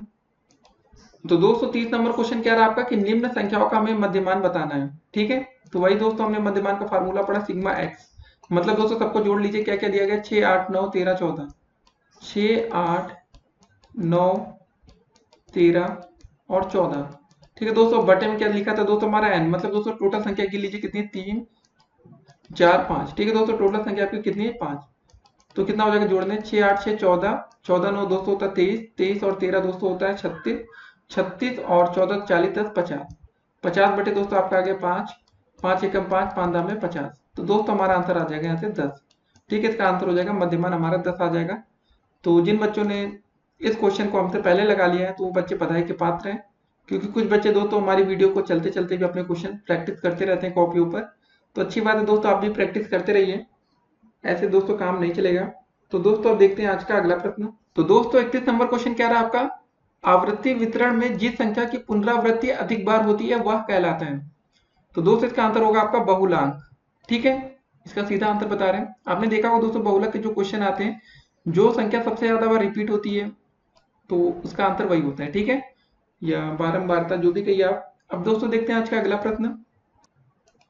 तो दोस्तों यहाँ पर 32 नंबर क्वेश्चन क्या रहा कि मध्यमान का प्रयोग किस परिस्थिति में किया जाता है, सरल परिस्थितियों में, कठिन परिस्थितियों में, या जब मानक विचलन ज्ञात करना हो, या कोई नहीं। तो सोचिए दोस्तों आप लोग और इसका उत्तर दीजिए। जिन बच्चों ने दोस्तों उत्तर दिया कि जब मानक विचलन ज्ञात करना हो, वो बच्चे बिल्कुल राइट आंसर है। ठीक है, सही है। अब दोस्तों देखते हैं आज का अगला प्रश्न। दोस्तों 33 नंबर क्वेश्चन क्या रहा आपका, केंद्रीय प्रवृत्ति का मान वह मान है जो समस्त आंकड़ों का श्रेष्ठतम प्रतिनिधित्व करता है। केंद्रीय प्रवृत्ति की यह परिभाषा किसने दी है, आपको बताना है। आपके सामने दोस्तों 4 विकल्प हैं, क्लार्क एवं सकाडे ने, सिप्सन व काफ्का ने, रास ने, मैकाले ने। सोचिए दोस्तों आप लोग आंसर और जल्दी से आप लोग अपना उत्तर दीजिए। तो जिन बच्चों ने दोस्तों विकल्प नंबर सी को चुना है वो बच्चे बिल्कुल राइट आंसर है। अब दोस्तों देखते हैं आज का अगला प्रश्न। तो दोस्तों 34 नंबर क्वेश्चन क्या रहा आपका, मध्यमान किन कारणों से लाभकारी होता है, पहला सरल विधि, या अंकगणितीय विधि पद्धति पर निर्भर इसलिए, या तुलना संभव है, या उपयुक्त सभी। सोचिए दोस्तों आप लोग अपना उत्तर और अपना आंसर दीजिए। क्या मध्यमान दोस्तों सरल विधि होती है या नहीं, सोच के बताइए आप लोग। होती है ना, तो सही है। अंकगणितीय पद्धति पर निर्भर है दोस्तों, ये भी सही है। तुलना भी संभव होता है, तो उपयुक्त सभी। इसका आंसर दोस्तों हो जाएगा आपका विकल्प नंबर डी, उपयुक्त सभी। अब देखते हैं आज का अगला प्रश्न। तो दोस्तों 35 नंबर क्वेश्चन क्या रहा आपका, मध्यांक के द्वारा ज्ञात किया जा सकता है या ज्ञात किया जाता है। क्या ज्ञात किया जाता है दोस्तों, सीमांत, मध्य बिंदु, या दोनों, या उपयुक्त में से कोई नहीं। सोचिए आप लोग और उत्तर दीजिए। जिन बच्चों ने सोचा कि इसका आंसर होगा मध्य बिंदु, वो बच्चे यहाँ पर बिल्कुल सही आंसर दे रहे हैं। तो विकल्प नंबर बी के साथ दोस्तों राइट आंसर है। अब दोस्तों देखते हैं आज का अगला प्रश्न। 36 नंबर दोस्तों क्वेश्चन क्या रहा आपका, बहुलांक अन्य नाम से जाना जाता है। क्या क्या नाम होता है दोस्तों, बहुलक, मोड, भूवियष्ट, या उपयुक्त सभी। सोचिए दोस्तों और आप लोग अपना उत्तर दीजिए, कौन सा राइट आंसर है यहाँ पर। एक ही विकल्प सही होगा यहाँ पर। और जिन बच्चों ने सोचा कि यार बहुलक सही होगा, वो तो सही है ही है, मोड वाले भी सही है, भूइष्टक भी सही है, उपयुक्त सभी वाले बिल्कुल राइट आंसर है। इसका सही आंसर होगा दोस्तों इस क्वेश्चन में उपयुक्त सभी। अब देखते हैं आज का अगला प्रश्न। दोस्तों तो 37 नंबर क्वेश्चन क्या रहा आपका, दीर्घ विधि से मध्यमान ज्ञात करने का सूत्र है, आपको ये बताना है। तो इसका आंसर सोचिए दोस्तों, सिग्मा एफ एन होगा, एफ बटे एन, या विकल्प नंबर B sigma f x upon n, या विकल्प नंबर C sigma f x square upon n, या इनमें से कोई नहीं। सोचिए दोस्तों आप लोग आंसर। और जिन बच्चों ने आंसर सोच लिया और आंसर दिया है sigma f x upon n, ठीक है, वो बच्चे बिल्कुल राइट आंसर है। इसका आंसर होगा दोस्तों विकल्प नंबर बी के साथ। जिन बच्चों गए हैं वो बच्चे पूरे 1 नंबर इस क्वेश्चन से प्राप्त करेंगे। अब देखते हैं आज का अगला। तो दोस्तों 38 नंबर क्वेश्चन क्या रहा आपका, माध्य, माध्यिका एवं बहुलक में आपको संबंध बताना है। तो आपके सामने 4 विकल्प शो हो रहे हैं दोस्तों, तो आप लोग बताइए कौन सा आंसर सही होगा। पहला विकल्प है माध्य माइनस बहुलक गुणे बराबर 3 गुणे माध्य माइनस माध्यिका। दूसरा विकल्प है दोस्तों माध्य गुणे बहुलक बराबर 3 गुणे माध्य माइनस माध्यिका। तीसरा विकल्प है माध्य प्लस बहुलक। चौथा है माध्य माइनस मतलब माध्य भाग्य बहुलक। तो आपके सामने दोस्तों 4 विकल्प हैं, आपको आंसर बताना है। तो जिन बच्चों ने दोस्तों टिक किया है, इसका पहला विकल्प माध्य माइनस बहुलक बराबर 3 गुणे माध्य माइनस माध्यिका, वो बच्चे बिल्कुल राइट आंसर है। ठीक है, इसका सही विकल्प यही होगा, माध्य माइनस बहुलक। याद कर लीजिए दोस्तों, बहुत ही इंपॉर्टेंट क्वेश्चन है ये। क्वेश्चन आपके सुपर टेट में भी आ चुका है, माध्य माइनस बहुलक बराबर 3 गुणे माध्य माइनस माध्यिका। अब देखते हैं दोस्तों आज का अगला प्रश्न। तो दोस्तों 39 नंबर क्वेश्चन क्या रहा आपका कि अव्यवस्थित प्राप्तांकों से मध्यांक की गणना का सूत्र बताइए।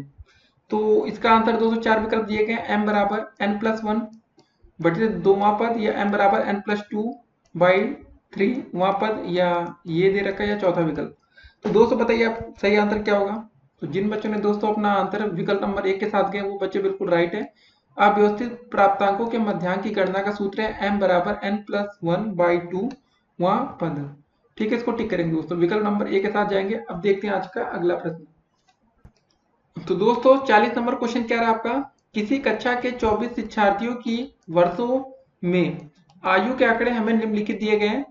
तो 24 शिक्षार्थी हैं दोस्तों, टोटल बच्चों की संख्या कितनी है यहाँ पर 24 है।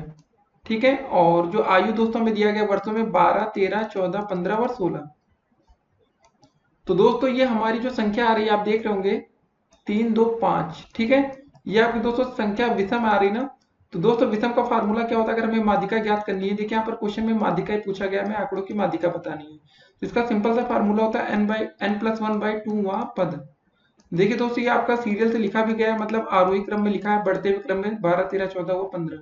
तो दोस्तों टोटल हो जाएगी 5 + 1/2। ठीक है दोस्तों, वहां पद हो जाएगा।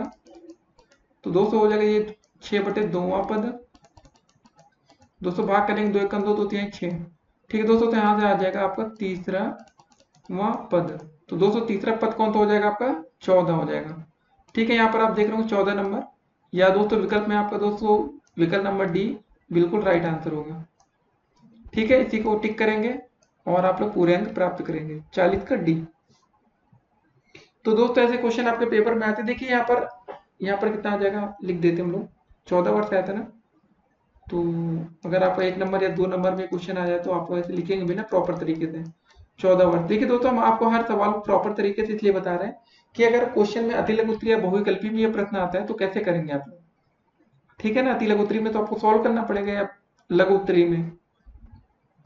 तो इस क्वेश्चन में आप दोस्तों यहाँ से कंफ्यूज मत होइएगा कि किसी कक्षा के 24 शिक्षार्थियों की, मतलब 24 को मत समझ लीजिएगा कि यार 24 से हमें निकालना है, क्योंकि हमें दोस्तों आयु के आंकड़े निम्नलिखित दिए गए हैं। हमें आयु को बताना दोस्तों, हमें आयु को देखना है, ना कि बच्चों को देखना है कि कितने बच्चे हैं।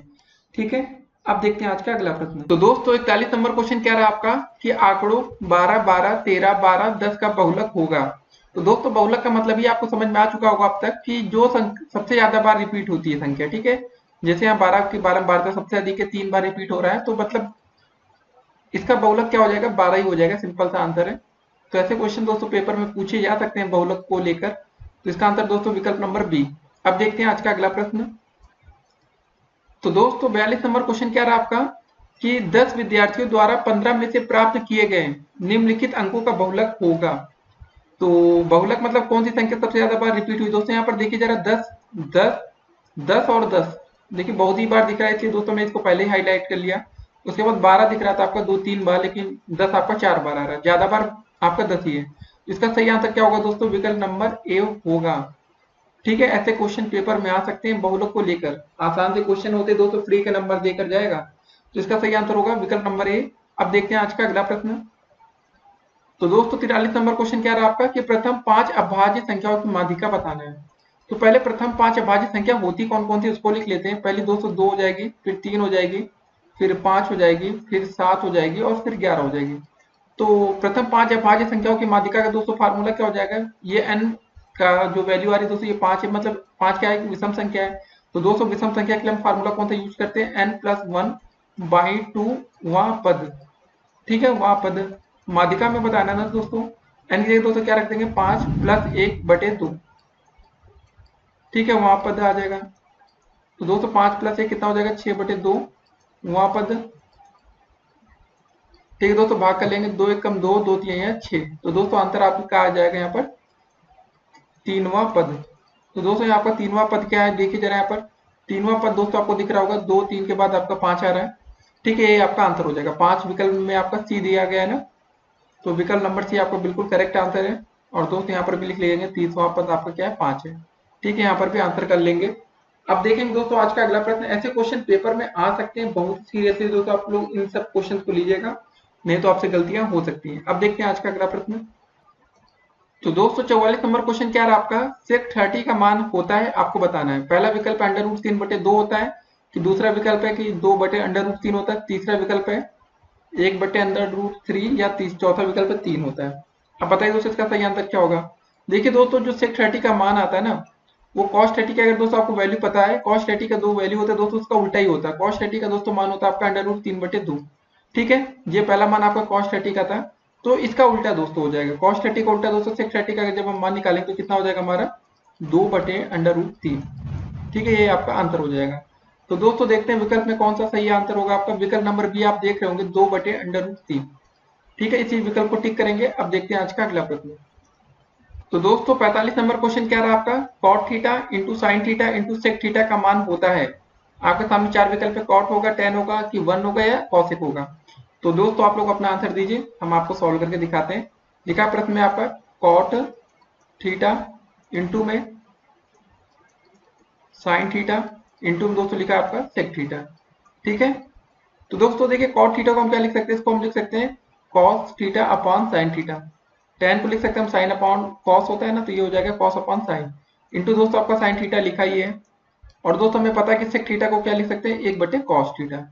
ठीक है, अब क्वेश्चन हो चुका है आपका लगभग सॉल्व। देखिए cos थीटा से cos थीटा आपका ये कट जाएगा, साइन से ये साइन कट जाएगा, दोस्तों आपका बचेगा कितना 1। ठीक है, इसका सही आंसर क्या होगा 1। तो विकल्प में दोस्तों देखेंगे कौन सा विकल्प में आपका दिया गया है 1। तो विकल्प नंबर सी दोस्तों देख रहे हैं, यहाँ पर 1 दिया गया है ना, इसी को टिक कर लेंगे, ये राइट आंसर है। अब देखते हैं आज का अगला प्रश्न। तो दोस्तों 46 नंबर क्वेश्चन क्या रहा आपका, साइन 60 का मान होता है। तो दोस्तों यहाँ पर इस समय बारिश होने लगी है, तो मौसम काफी अच्छा हो चुका है। तो चलिए दोस्तों 46 नंबर क्वेश्चन करते हैं, उसके बाद और डिस्कस करेंगे। तो साइन 60 का दोस्तों वैल्यू क्या हो जाएगी, साइन 60। ठीक है दोस्तों, साइन 60 का मान हमें बताना है। देखिए दोस्तों साइन 60 का मान सिंपली अगर आप लोग याद कर रखे होंगे तो √3/2 होता है, बस इसमें ज्यादा कुछ करना ही नहीं है। तो दोस्तों अगर आपको ये सब मान निकालना नहीं आता तो दोस्तों उसके लिए आपको हम एक अलग से वीडियो बना देंगे कि जो साइन 30, साइन 45, tan 45 का मान कहाँ से आता है, क्या तरीका होता है दोस्तों। एक मैजिक ट्रिक भी होती है दोस्तों, उसको अगर आप लिख के भी याद कर सकते हैं। तो फिलहाल दोस्तों आज इसकी वीडियो चल रही बहुविकल्पीय की, तो अगली वीडियो में उसको देखेंगे। तो दोस्तों आज का अगला प्रश्न देखते हैं हम। तो दोस्तों 47 नंबर क्वेश्चन क्या रहा आपका कि साइन थीटा बराबर 1/√2 हो तो थीटा का मान आपको बताना है।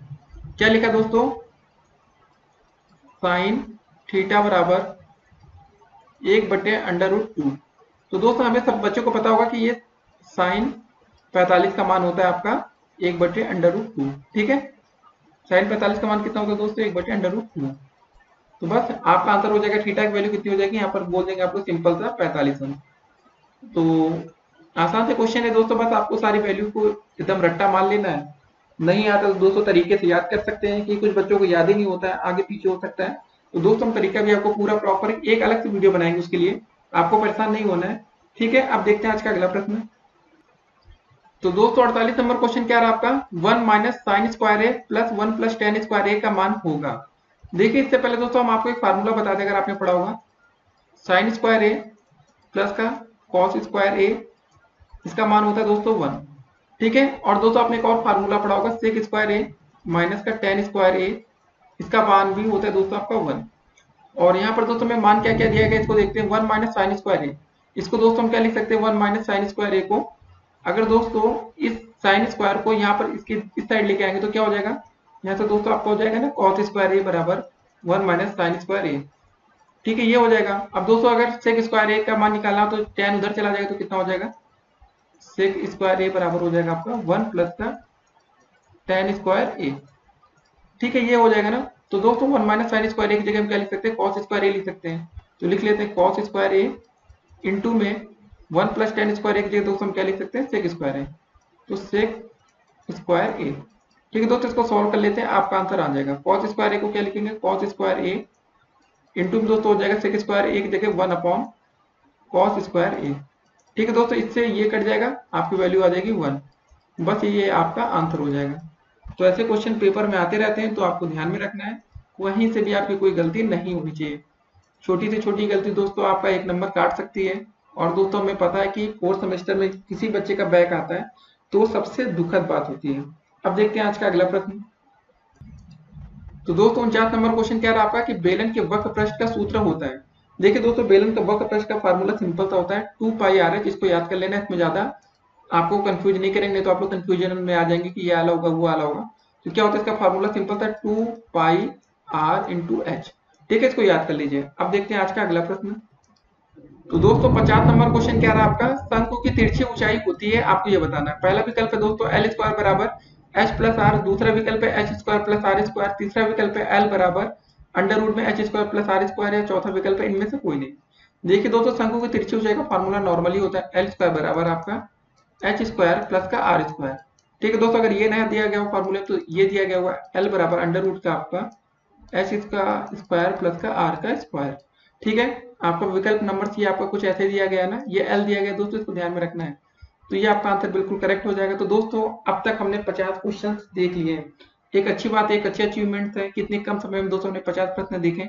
अब देखते हैं आज का अगला प्रश्न। तो दोस्तों 51 नंबर क्वेश्चन क्या रहा आपका, किसी चतुर्भुज की सम्मुख भुजाओं का प्रत्येक युग्म परस्पर समांतर हो तो उसे हम कहते हैं, क्या कहते हैं? तो इसका आंसर दोस्तों हो जाएगा आपका सिंपल सा समांतर चतुर्भुज।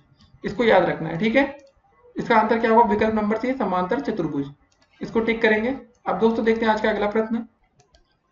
दोस्तों तो 52 नंबर क्वेश्चन क्या रहा आपका कि यदि 3 मेज और 5 कुर्सी का मूल्य 1000 रुपए है और 5 मेज और 2 कुर्सी का मूल्य आपका 970 रुपए है, तो एक कुर्सी तथा एक मेज का पृथक पृथक मूल्य आपको बताना है, अलग अलग क्या होगा।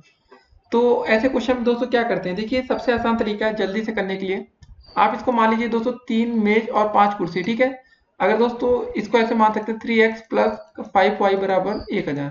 ठीक है दोस्तों, हम जल्दी से आप बता रहे हैं जल्दी करने के लिए क्या करेंगे, और 5 मेज और 2 कुर्सी की जगह मान लेंगे दोस्तों 5x और 2y बराबर आपका दोस्तों यहाँ पर 970 रुपए दिया गया ना, तो 970 लिख देंगे। अब इसको सॉल्व कर लेंगे दोस्तों, या x को हटाना है या तो y को घटाना है, कैसे करेंगे।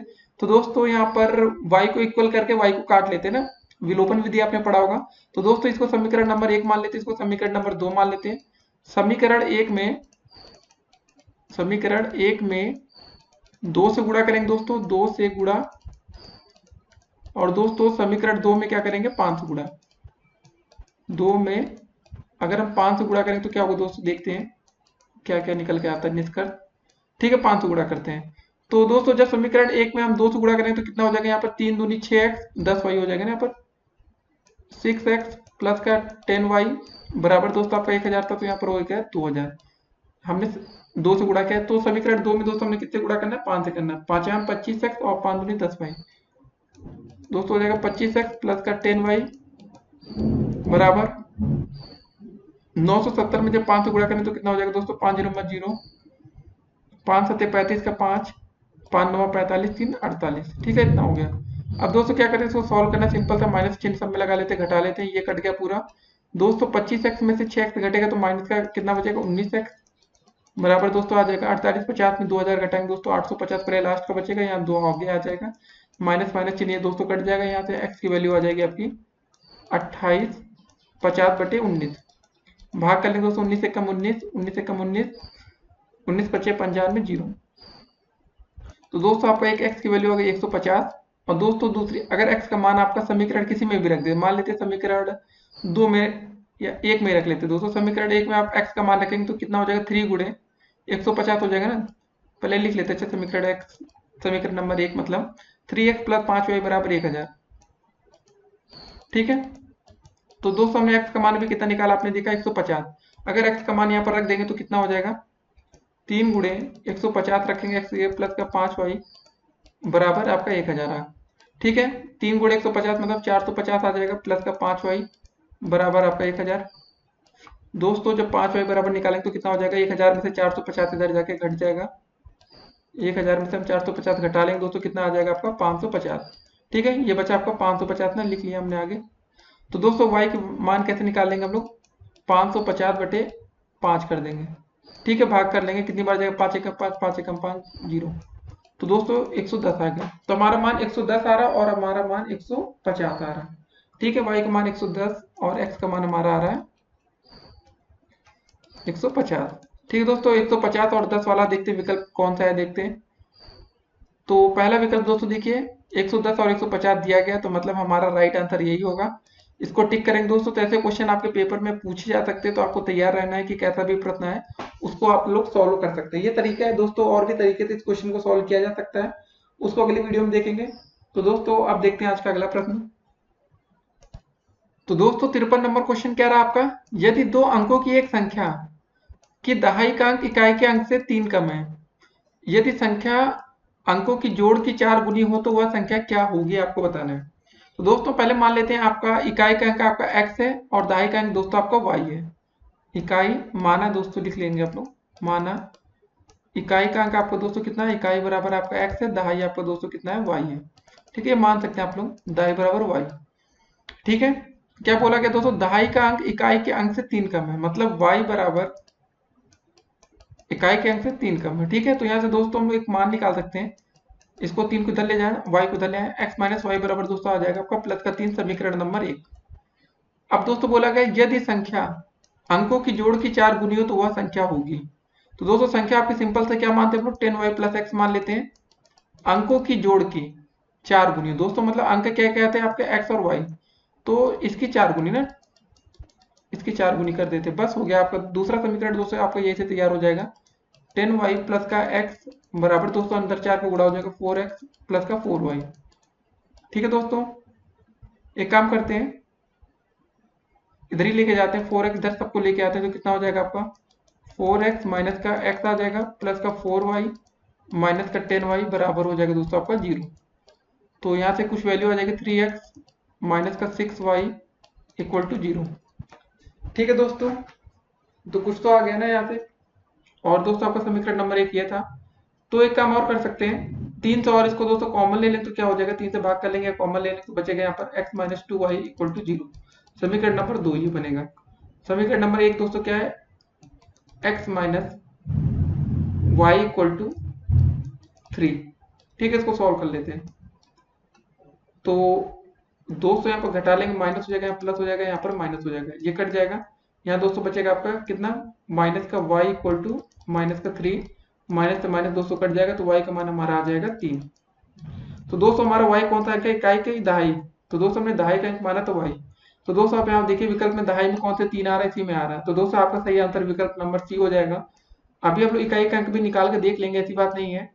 तो दोस्तों इकाई का अंक निकालने के लिए किसी भी समीकरण में इसका मान रख देंगे, x माइनस वाई बराबर 3 है ना, ये इक्वेशन था हमारा, x minus y equal to 3 था हमारा। ठीक है दोस्तों, y का मान हमारा कितना था, 3 रख देंगे, x माइनस का 3 बराबर 3। तो दोस्तों यहाँ से x बराबर कितना आ जाएगा, 3 प्लस 3 बराबर आ जाएगा 6। ठीक है दोस्तों, हमारा इकाई का अंक आपका आ जाएगा, क्या आ जाएगा, इकाई की जगह दोस्तों हम लोग पहले लिखेंगे 6 और दहाई की जगह लिखेंगे 3। ठीक है, इकाई दहाई ऐसे ही पढ़ते हैं ना हम लोग, 36 आ गया अंतर। तो दोस्तों देखिए कितना आसान था क्वेश्चन था। अब देखते हैं आज का अगला प्रश्न। तो दोस्तों 54 नंबर क्वेश्चन क्या रहा आपका, समीकरण ये दे रखा है 3x प्लस वाई समथिंग करके दोस्तों। ठीक है, दूसरा x प्लस 2y बराबर 3 का प्रतिस्थापन विधि से x और y का मान आपको बताना है, क्या होगा। देखिए दोस्तों क्वेश्चन आपका है 3x प्लस का y इक्वल टू 4। तो दोस्तों प्रतिस्थापन विधि होता क्या है, कुछ कोई अलग से विधि होती है कि क्या होता है, देखिए समझिए। ये सिंपल सी विधि दोस्तों, जैसे आप यहाँ से y का मान निकाल लें, y का मान दोस्तों हम लोग निकालेंगे तो कितना हो जाएगा 4 माइनस का 3x। ठीक है दोस्तों, 3x यही हो जाएगा ना दोस्तों। जो दूसरा समीकरण है x प्लस 2y बराबर 3, ये समीकरण दोस्तों आपका 1 था और ये दोस्तों आपका समीकरण 2 है। तो समीकरण 2 में जो y का मान हमने निकाला है अभी, यहाँ पर y की जगह दोस्तों 4 माइनस 3x रख देंगे तो हमें x का मान पता चल जाएगा। x प्लस y की जगह क्या रखें, 4 माइनस 3x, 2 इंटू 4 माइनस का 3x बराबर दोस्तों हो जाएगा आपका 3। तो यहाँ पर कितना हो जाएगा, x प्लस 4 दूनी 8, 2 का अंदर गुणा होगा, 3 दूनी 6x बराबर हो जाएगा दोस्तों 3। तो क्या हो जाएगा दोस्तों, 6x में से एक x घटेगा तो कितना बचेगा, माइनस का 5x। दोस्तों 8 इधर जाएगा तो कितना हो जाएगा आपका 3 माइनस का 8। तो माइनस का 5x बराबर दोस्तों हो जाएगा माइनस का 5, माइनस में माइनस कट गया, x का मान आ जाएगा यहाँ पर 1। ठीक है, 5 से भाग हो जाएगा ना दोस्तों, 5 एकम 5। x का मान दोस्तों अगर 1 आ गया तो x का मान किसी भी समीकरण में रख दीजिए। जैसे दोस्तों आपका समीकरण नंबर 2 था, यहाँ पर अगर x का मान रखेगा, x प्लस 2y बराबर 3 है ना, क्या है, x प्लस 2y बराबर 3 है, तो हम x की जगह दोस्तों अगर 1 रख देंगे तो कितना हो जाएगा, 1 प्लस 2y बराबर 3। तो दोस्तों यहाँ पर कितना हो जाएगा, 2y इक्वल टू 3 माइनस का 1। तो 2y इक्वल टू दोस्तों 2 आ जाएगा, तो 2 से 2 कट जाएगा, 2 एकम 2, तो y का मान भी 1 आ जाएगा। तो दोस्तों y का मान भी 1 आ रहा है, x का मान भी 1 आ रहा है। तो आंसर देखेंगे जिसमें x और y दोनों के मान 1 1 आ रहा हो, तो दोस्तों हमारा विकल्प नंबर आप दोस्तों बी देख रहे हैं, दोनों के मान 1 1 आ रहे हैं, यही आपका राइट आंसर है। अब दोस्तों देखते हैं आज का अगला प्रश्न। तो ऐसे क्वेश्चन दोस्तों पेपर में आ सकते हैं, तो वहां पर आपको कोई मेथड करके नहीं दिखाना होगा, बहुविकल्पी में आएगा तो आप सिर्फ राइट आंसर देखना है। ठीक है, दोस्त अगर आपकी हेल्प कर दे तो क्या बात होगी। अब देखते हैं आज का अगला प्रश्न। तो दोस्तों 55 नंबर क्वेश्चन क्या रहा आपका, वृत्त के क्षेत्रफल का सूत्र क्या है। तो आपको पता है ना दोस्तों, वृत्त का क्षेत्रफल का सूत्र क्या होता है, इसका सिंपल सा फार्मूला होता है नॉर्मली पाई आर स्क्वायर, इसको याद कर लेंगे। ऐसे क्वेश्चन दोस्तों और विकल्प नहीं देखने चाहिए, नहीं तो आप परेशान होंगे। तो वृत्त के क्षेत्रफल का फार्मूला होता है आपका सिंपली पाई आर स्क्वायर। दोस्तों जहां पर हम पाई का मान क्या रखते हैं, 22/7। ठीक है, याद भी रखना है कि पाई का मान हमारा क्या रखा जाएगा, पेपर में क्वेश्चन आएगा तो। अब देखते हैं आज का अगला प्रश्न। तो 256 नंबर क्वेश्चन क्या रहा कि यदि एक वृत्त का क्षेत्रफल 616 वर्ग मीटर है तो इसका हमें व्यास पता करना है कि क्या होगा। तो चलिए दोस्तों करके देखते हैं। वृत्त का क्षेत्रफल का फार्मूला दोस्तों क्या होता है आपका, पाई आर स्क्वायर होता है ना, बराबर दोस्तों दिया गया 616। तो आर स्क्वायर बराबर दोस्तों क्या हो जाएगा आपका 616/पाई। तो दोस्तों हमें चूंकि हमें पता है कि पाई का मान कितना होता है, आपको बताया भी हमने 22/7, इसका मान रख लेंगे। दोस्तों हो जाएगा आपका आर स्क्वायर बराबर 616/22। दोस्तों बटे में 7 करेंगे तो ये भाग में था, ऊपर गुड़े में आ जाएगा। 11 दूनी 22 भाग करेंगे, 11×5 = 55, 6×6 = 66, 2 दोस्तों 2 दूनी 4, 2 8 16, 28 × 7 हो जाएगा। आर स्क्वायर बराबर दोस्तों 7 8 56 का 6, 7 दूनी 14, 14 5 200 होता 19। तो आर बराबर दोस्तों क्या हो जाएगा आपका √196। तो दोस्तों यहाँ से आपका आर का मान आ जाएगा 14 सेंटीमीटर। ठीक है दोस्तों, ये त्रिज्या आई अभी, ये फाइनल आंसर नहीं है अभी।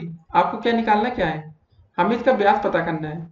दोस्तों व्यास का हमारा एक फार्मूला होता है सिंपल सा, व्यास बराबर क्या होता है आपका 2 गुणे में त्रिज्या। ठीक है, क्या होता है व्यास बराबर 2 गुणे त्रिज्या। तो दोस्तों 2 और त्रिज्या भी दोस्तों हमने निकाली 14 सेंटीमीटर, तो 2 गुणे 14 बराबर हो जाएगा आपका 28 सेंटीमीटर।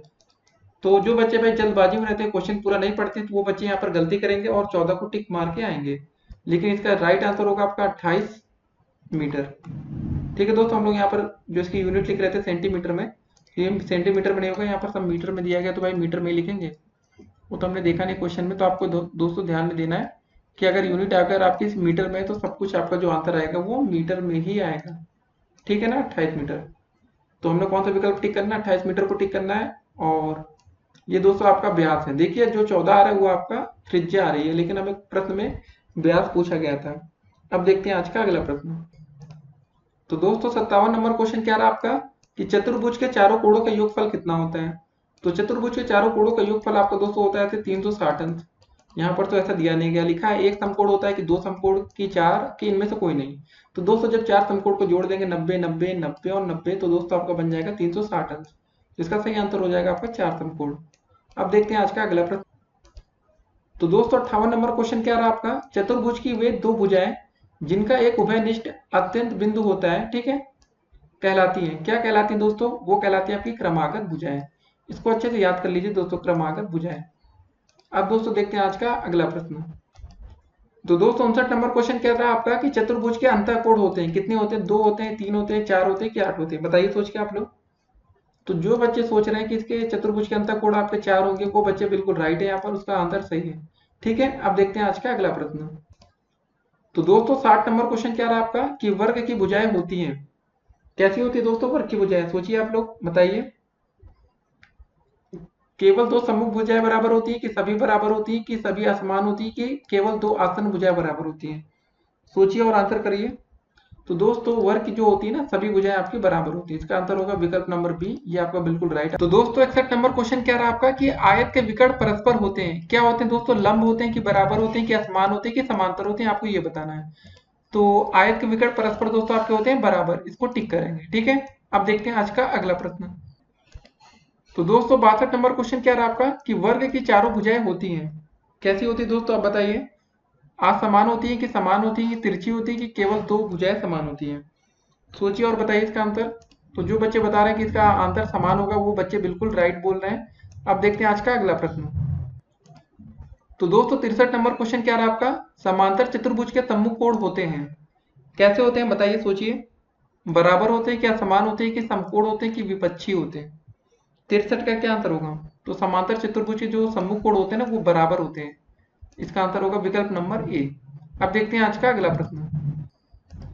तो दोस्तों 64 नंबर कुछ अलग क्वेश्चन है कि चतुर्भुज के प्रकार हैं, समलंब चतुर्भुज, समांतर चतुर्भुज, समचतुर्भुज या उपरोक्त सभी। तो दोस्तों जो चतुर्भुज के ये प्रकार दिखा रहे हैं, क्या ये सभी चतुर्भुज हैं कि अलग अलग हैं, क्या चीज है? तो दोस्तों देखिए, सभी के साथ अगर चतुर्भुज लिखा है तो वो तो ऑटोमेटिक चतुर्भुज होगा ही ना, तो इसका आंसर होगा आपका उपरोक्त सभी। अब देखते हैं आज का अगला प्रश्न। तो दोस्तों अब बात होती है 65 नंबर क्वेश्चन में कि आयत एक चतुर्भुज है, कैसा है? समलंब है कि समांतर है कि समचतुर्भुज है या इनमें से कोई नहीं? तो दोस्तों अगर हम आयत की बात करें तो एक ये समांतर चतुर्भुज भी कह सकते हैं। ठीक है, समलंब तो बिल्कुल अलग हो जाएगा, सम भी अलग हो जाएगा, तो इसका आंसर होगा विकल्प नंबर बी। अब देखते हैं आज का अगला प्रश्न। तो दोस्तों 66 नंबर क्वेश्चन क्या है कि समांतर चतुर्भुज के सभी अंतःकोणों का योगफल होता है, कितना होता है? 90 अंश होता है कि 240 होता है कि 270 होता है कि 360 होता है? सोचिए और दोस्तों बताइए इसका आंसर क्या होगा। तो जिन बच्चों के मन में आ रहा है कि इसका आंसर 360 अंश होगा, वो बच्चे बिल्कुल राइट है। ठीक है, अब देखते हैं आज का अगला प्रश्न। तो दोस्तों 67 क्वेश्चन नंबर क्या रहा आपका कि समचतुर्भुज के कोण होते हैं, कैसे होते हैं? बराबर होते हैं, समान होते हैं कि समकोण होते हैं कि सम्मुख कोण बराबर होते हैं? क्या होता है 67 में? तो दोस्तों जो समचतुर्भुज होता है ना, इसके सम्मुख कोण बराबर होते हैं। विकल्प नंबर डी आपका राइट आंसर है। अब देखते हैं आज का अगला प्रश्न। तो दोस्तों 68 नंबर क्वेश्चन क्या रहा आपका कि 27/8 का घनमूल होगा। तो वैसे दोस्तों ये प्रश्न ऐसा आपका कुछ पेपर में आया था कि 3 सहित 3/8 का घनमूल क्या होगा। देखिए दोस्तों इसको सॉल्व कर लेंगे तो कैसे गुणा करते हैं। पहले गुणा होता है आपका दोस्तों 8 गुणे 3 प्लस का ऊपर दोस्तों जो था इसको उसको भी जोड़ लेते हैं, ठीक, ऊपर वाला बटे 8 लिख देते हैं। तो 8 3 24 3 27/8। इसका घनमूल दोस्तों क्या हो जाएगा, जब इसका इस क्यूब रूट करेंगे तो दोस्तों आ जाएगा आपका अंडर रूट में जो क्यूब रूट है दोस्तों 27 को हम क्या लिख सकते हैं, 3 को 3 बार लिख सकते हैं ना, 3 त्रिक का 9 त्रिक 27 बटे में दोस्तों 2 गुणे 2 गुणे 2, दोस्तों आपका आ जाएगा कुछ 3/2। ठीक है, इसका आंसर आ जाएगा आपका 3/2। तो जो बच्चों ने विकल्प नंबर सी को लग रहा था उनको सही होगा, तो वो बच्चे बिल्कुल राइट है। अब दोस्तों देखते हैं आज का अगला प्रश्न। दोस्तों तो 69 नंबर क्वेश्चन क्या रहा आपका कि एक वर्ग का विकर्ण 5√2 सेंटीमीटर हो तो वर्ग की भुजा होगी। देखिए दोस्तों वर्ग का विकर्ण का फार्मूला होता है √2 इंटू ए, या भुजा कहते हैं दोस्तों, और हमें दोस्तों विकर्ण दिया गया है 5√2। ठीक है दोस्तों, √2 से √2 कट जाएगा, ए बराबर आपका आ जाएगा 5 सेंटीमीटर। ठीक है, बस सिंपल सा क्वेश्चन था, कितना आसान था ना, कितना था दोस्तों, ये ए लिखा है ना। तो इसका सही आंसर दोस्तों क्या हो जाएगा आपका 5 सेंटीमीटर, विकल्प नंबर बी। लेकिन अगर आपको फार्मूला दोस्तों इसका नहीं याद है तो आप इस प्रश्न को नहीं कर पाएंगे, याद रखिए। 69 का दोस्तों जो हमारा सही आंसर होगा वो क्या हो जाएगा दोस्तों आपका 5 सेंटीमीटर। ठीक है, वर्ग का विकर्ण का फार्मूला लिख लीजिएगा कि वर्ग का विकर्ण बराबर दोस्तों होता है √2 इंटू में ए लिखिए दोस्तों, या √2 ए को दोस्तों हम लोग क्या बोलते हैं, भुजा बोलते हैं। ठीक है, √2 गुणे भुजा, तो इसको याद रखिएगा। अब देखते हैं आज का अगला प्रश्न। तो दोस्तों 70 नंबर क्वेश्चन कह रहा है आपका कि किसी वर्ग की अगर भुजा 25 सेंटीमीटर है तो हमें इसका परिमाप बताना है। तो दोस्तों वर्ग कैसे बनता है, आप एक को थोड़ा और अच्छे से आपको एक्सप्लेन कर देते हैं। एक वर्ग दोस्तों आपका सिंपल सा ऐसा हो गया, अगर दोस्तों इसकी एक भुजा 25 सेंटीमीटर दिया गया है, दोस्तों देखिए वर्ग की सभी भुजाएं समान होती है। ठीक है, 25 सेंटीमीटर, इसको ये भी हो जाएगा आपका 25 सेंटीमीटर। ठीक है, सभी 25 25। तो दोस्तों वर्ग का परिमाप का फार्मूला क्या होता है, पहले आप लिख लेंगे, परिमाप बराबर होता है 4 गुणे भुजा। क्या होता है दोस्तों, 4 गुणे भुजा। और दोस्तों हमें एक भुजा कितनी दी गई है, खाली एक भुजा से जरूरत है, 4 गुणे 25 हो जाएगा दोस्तों, और 25 गुणे 4 हो जाएगा दोस्तों 100 सेंटीमीटर। ठीक है, कितना आसान था क्वेश्चन था, ऐसे क्वेश्चन आपके पेपर में आ सकते हैं। तो दोस्तों इसका सही आंसर क्या होगा, विकल्प नंबर आपका ए सही है। ठीक है, इसको टिक करेंगे और ग्रीन से हाईलाइट करेंगे। तो दोस्तों अगर ऐसा कोई क्वेश्चन आएगा पेपर में आप लोग कर लेंगे। देखिए कभी इसका परिमाप निकालना हो तो दोस्तों सभी भुजाओं को जोड़ देंगे तो भी इसका आंसर आ जाएगा 25, इसको जोड़ दे 25 25 50 25 75 और 25 चौके 100। ठीक है, फार्मूला का यूज तो हम लोग जल्दी के लिए करते हैं, नहीं तो इसका बेसिक तरीका यही है। अब देखते हैं दोस्तों आज का अगला। तो दोस्तों 71 नंबर क्वेश्चन क्या रहा आपका, यदि cos स्क्वायर थीटा बराबर 1/2 हो तो sin स्क्वायर थीटा का मान आपको बताना है। दोस्तों आपने ये फार्मूला पढ़ा है ना, sin स्क्वायर थीटा प्लस का cos स्क्वायर थीटा कि इसकी वैल्यू दोस्तों कितनी होती है, 1 होती है। और दोस्तों हमारे क्वेश्चन में क्या दिया गया है, cos स्क्वायर थीटा बराबर 1/2। तो दोस्तों चलिए वैल्यू निकाल लेते हैं, sin स्क्वायर थीटा हो जाएगा दोस्तों यहाँ पर, cos स्क्वायर थीटा की जगह दोस्तों क्या रख देंगे, 1/2 बराबर आपका 1। ठीक है, यहाँ से दोस्तों sin स्क्वायर थीटा बराबर क्या हो जाएगा, 1 माइनस 1/2। तो दोस्तों यहाँ से sin स्क्वायर थीटा का मान हमारा निकल आएगा, sin स्क्वायर थीटा बराबर 1/2। ठीक है, यही आपका आंसर हो जाएगा। एक में से 1/2 घटेगा तो 1/2 आ जाएगा। देखिए दोस्तों, इस प्रश्न में हमारा पूछा गया था साइन स्क्वायर थीटा का मान, तो दोस्तों इसका मान 1/2 होगा। अगर साइन थीटा का मान पूछा जाता तो 1/√2 होता है। तो क्वेश्चन थोड़ा ट्रिकी है, आपको ध्यान देना है। तो इसका हमारा सही आंसर होगा विकल्प नंबर डी।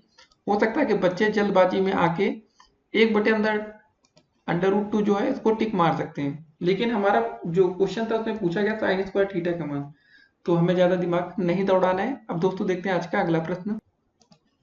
तो दोस्तों 72 नंबर क्वेश्चन क्या रहा आपका, संलग्न आकृति में बिंदु ओ वृत्त का केंद्र है। तो दोस्तों ये ओ दिख रहा है आपका, ये वृत्त का केंद्र है और कोण ACB का मान हमें 40 अंश दिया गया है। क्या दिया गया दोस्तों, कोण ACB बराबर आपका है 40 अंश।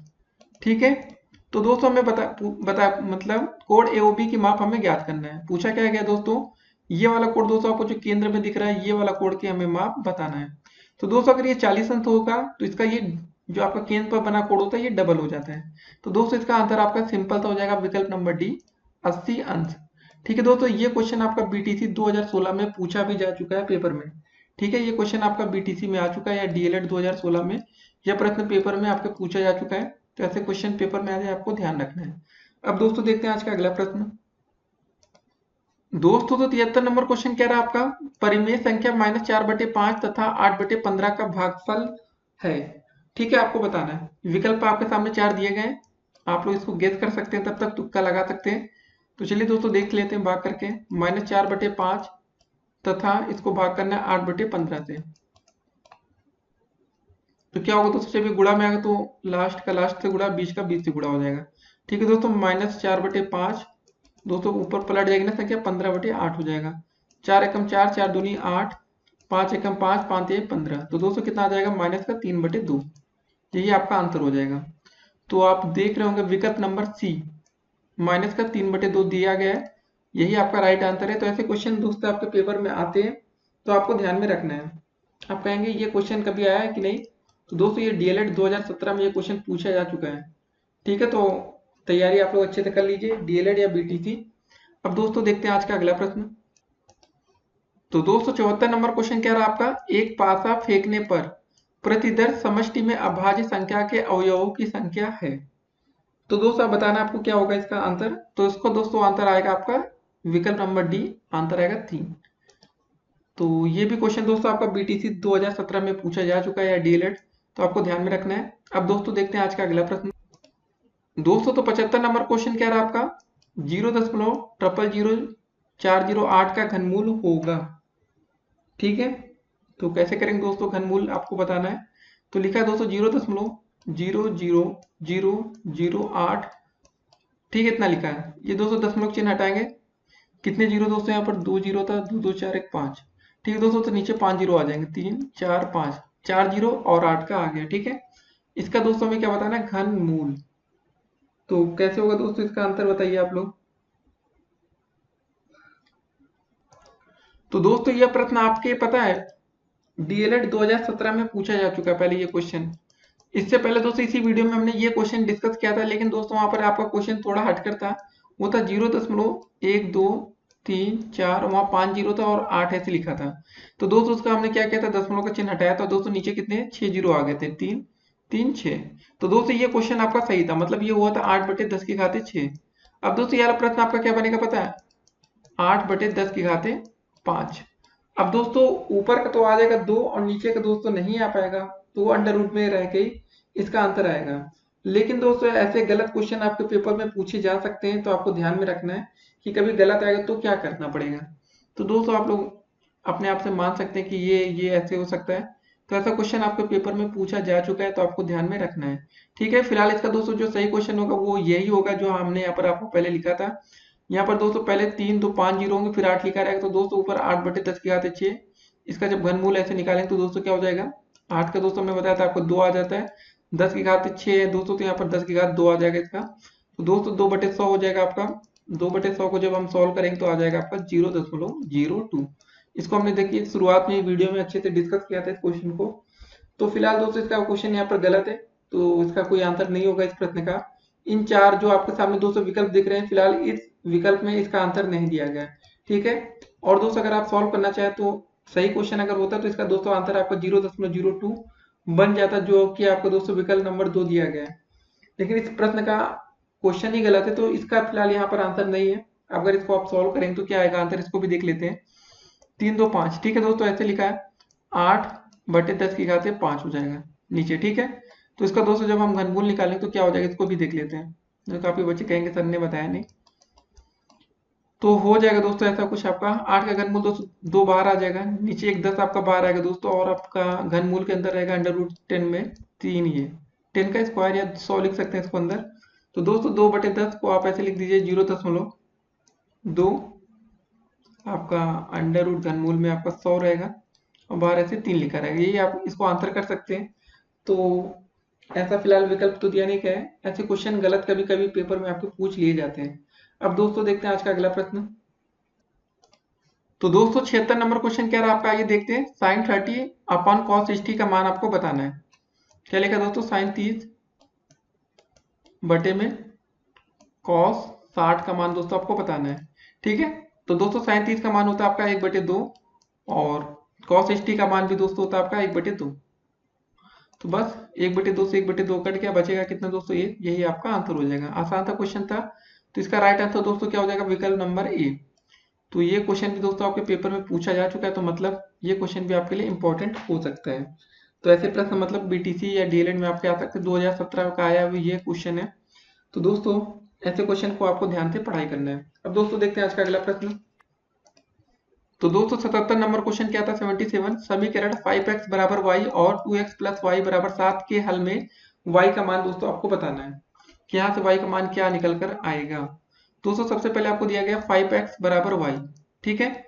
तो एक काम कर सकते हैं हम लोग, यहाँ से x का मान निकाल लेते हैं। x बराबर दोस्तों आ जाएगा आपका y/5, ठीक है। इसको समीकरण 1 मान लेते हैं थोड़ी देर के लिए। और दोस्तों यहाँ पर दिया गया आपका क्वेश्चन में 2x प्लस का y बराबर 7, ठीक है। तो यहाँ पर दोस्तों समीकरण 1 से इसको समीकरण 2 मान लेते हैं। समीकरण 2 में आप लोग लिख लीजिएगा, समीकरण 2 में x का मान रखने पर x की जगह दोस्तों हम क्या रखेंगे, y/5, 2 इंटू x की जगह दोस्तों यहाँ पर क्या रखेंगे, y/5 प्लस का y बराबर दोस्तों हो जाएगा आपका 7, ठीक है। तो यहाँ से गुणा हो जाएगा 2y/5 प्लस का y बराबर 7। एक काम करते दोस्तों यहाँ पर एलसीएम ले लेते हैं। 2y प्लस का दोस्तों यहाँ पर हो जाएगा 5y/5 बराबर 7 हो जाएगा। दोस्तों जोड़ लेंगे तो ऊपर हो जाएगा 7y/5 बराबर 7। देखिए दोस्तों 7 से 7 कट गया, तो यहाँ बचा कितना, 7 एकम 7, 7 एकम 7, ठीक है। तो y बराबर हो जाएगा, जब 5 का गुणा इधर होगा तिर्यक, तो यहाँ हो जाएगा 5। तो दोस्तों हमारा y का मान निकल कर आ चुका है 5। यही आपका फाइनल आंसर होगा। ऐसे क्वेश्चन पेपर में आ सकते हैं, आपको ध्यान में रखना है, ठीक है। विकल्प नंबर सी इसका बिल्कुल राइट आंसर है। इसके साथ हम लोग जाएंगे, टिक करेंगे, ठीक है। अब दोस्तों देखते हैं आज का अगला प्रश्न। तो दोस्तों 78 नंबर क्वेश्चन क्या रहा आपका, 78 cot 30/tan 45 का आपका मान पूछा गया है, ठीक है। क्या बोला गया दोस्तों, cot 30/tan 45 का दोस्तों आपको मान बताना है। देखिए दोस्तों सभी बच्चों को पता होगा cot 30 का मान होता है आपका √3/tan 45 का मान दोस्तों होता है आपका 1। तो दोस्तों इसका आंसर हो जाएगा √3। तो विकल्प नंबर दोस्तों कौन सा सही होगा आपका, विकल्प नंबर बी आपका बिल्कुल राइट आंसर है। इसी के साथ हम टिक करेंगे। और दोस्तों ये क्वेश्चन आपके बीटीसी या डीएलएड 2018 में पूछा जा चुका है, तो ध्यान में रखना है, ऐसे क्वेश्चन पेपर में आ सकते हैं। अब दोस्तों देखते हैं आज का अगला प्रश्न। तो दोस्तों 79 नंबर क्वेश्चन क्या रहा आपका, किसी वृत्त का अगर क्षेत्रफल दोस्तों 8800 वर्ग सेंटीमीटर है तो वृत्त की आपको त्रिज्या बताना है। तो दोस्तों वृत्त का क्षेत्रफल का फार्मूला क्या होता है, पहले आपको ये पता होना चाहिए। इसका क्षेत्रफल का फार्मूला सिंपल सा होता है आपका πr², ठीक है दोस्तों। और वृत्त का क्षेत्रफल दे रखा है हमें 8800 वर्ग सेंटीमीटर। तो दोस्तों हमें यहाँ से यहाँ इसका r का मान ज्ञात करना है, यही r आपकी त्रिज्या होती है।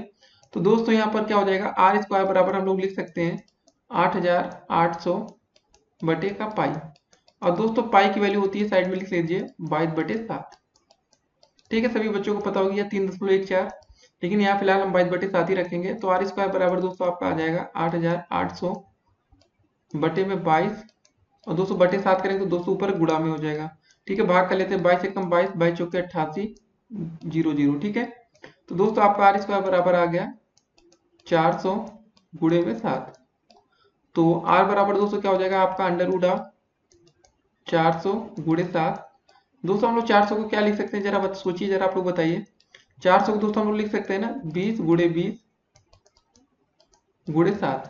तो दोस्तों अगर ये दो का जोड़ा एक बन गया तो एक जोड़ा बाहर आ जाएगा, ठीक है ना। दो जोड़ा बन गया तो मतलब एक 20 यहाँ से बाहर आ जाएगा, तो आर बराबर दोस्तों हो जाएगा 20 अंडर रूट का 7। ये आपका सेंटीमीटर में आंसर आएगा ना, यही आपका आंसर हो जाएगा। तो ऐसे क्वेश्चन पेपर में आपको पूछे जा सकते हैं, आपको तैयार रहना है। तो आपका फाइनल आंसर होगा 20 अंडर रूट 7 सेंटीमीटर। ठीक है, विकल्प नंबर डी के साथ जाएंगे, आप इसको टिक करेंगे। ये आपका बिल्कुल राइट आंसर है। अगर आप इसकी अच्छी तैयारी करें दोस्तों तो आपको मजा आएगा ऐसे क्वेश्चन करने में, क्योंकि दोस्तों यह प्रश्न भी आपका बीटीसी या डीएलएड 2018 में पूछा जा चुका है। अब दोस्तों देखते हैं आज का अगला प्रश्न। तो दोस्तों 80 नंबर क्वेश्चन क्या रहा आपका, ये देखते हैं। 2x² माइनस एक्स माइनस 1 बराबर 0 के हल होंगे, ये आपको बताना है। क्वेश्चन क्या है, 2x², ठीक है, माइनस एक्स माइनस 1 बराबर 0 के हल होंगे। तो दोस्तों सिंपल सा तरीका है, हमने आपको बताया कि ऐसे क्वेश्चन आए तो क्या करेंगे, पहले और लास्ट का गुणा करेंगे, कितना हो जाएगा 2 एकम 2। और दोस्तों आप ये चिन्ह देख रहे होंगे यहाँ पर माइनस वाला, तो मतलब जो हमारा आंसर आएगा यहाँ पर जो x का कॉफिशिएंट या गुणा क्या है दोस्तों, क्या 1 है ना। तो दोस्तों घटाने पर एक आए, 2 एकम 2 करेंगे दोस्तों, 2 गुणे 1 मतलब 2 आ जाएगा, और 2 में से 1 घटाएंगे दोस्तों तो कितना आ जाएगा 1। तो दोस्तों ये संख्या हमें प्राप्त हो रही है। तो मतलब 2x² करेंगे माइनस का 2x प्लस का x, ठीक है, माइनस का 1। देखिए दोस्तों -2x में से प्लस का x घटाएंगे तो कितना बचेगा माइनस का x, तो इसको सेटिस्फाई करेगा। अब दोस्तों यहाँ पर कॉमन लेने वाली बात आ गई, 2x कॉमन ले लेंगे तो दोस्तों बचेगा कितना आपका x माइनस का 1। दोस्तों यहाँ पर प्लस का 1 कॉमन ले लेंगे तो बचेगा आपका x माइनस का 1 बराबर आपका 0। अब दोस्तों देखिए दोनों ब्रैकेट में आपका x माइनस 1 यहाँ भी दिख रहा है, x माइनस 1 यहाँ भी दिख रहा है। अब x माइनस 1 को ही हम कॉमन क्यों ना ले लें, इसको ही कॉमन ले लेते हैं हम। x माइनस 1 दोस्तों कॉमन लेते ही आपका बचा कितना, आपका 2x प्लस का 1 बचेगा, ठीक है, बराबर आपका 0।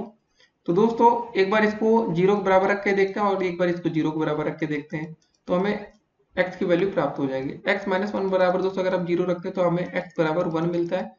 अब दोस्तों यहाँ पर देखेंगे 2x प्लस 1 बराबर अगर हम 0 रखते हैं तो दोस्तों यहाँ पे क्या हो जाएगा, 2x बराबर आपका आ गया माइनस का 1 और x का मान आ जाएगा माइनस का 1/2।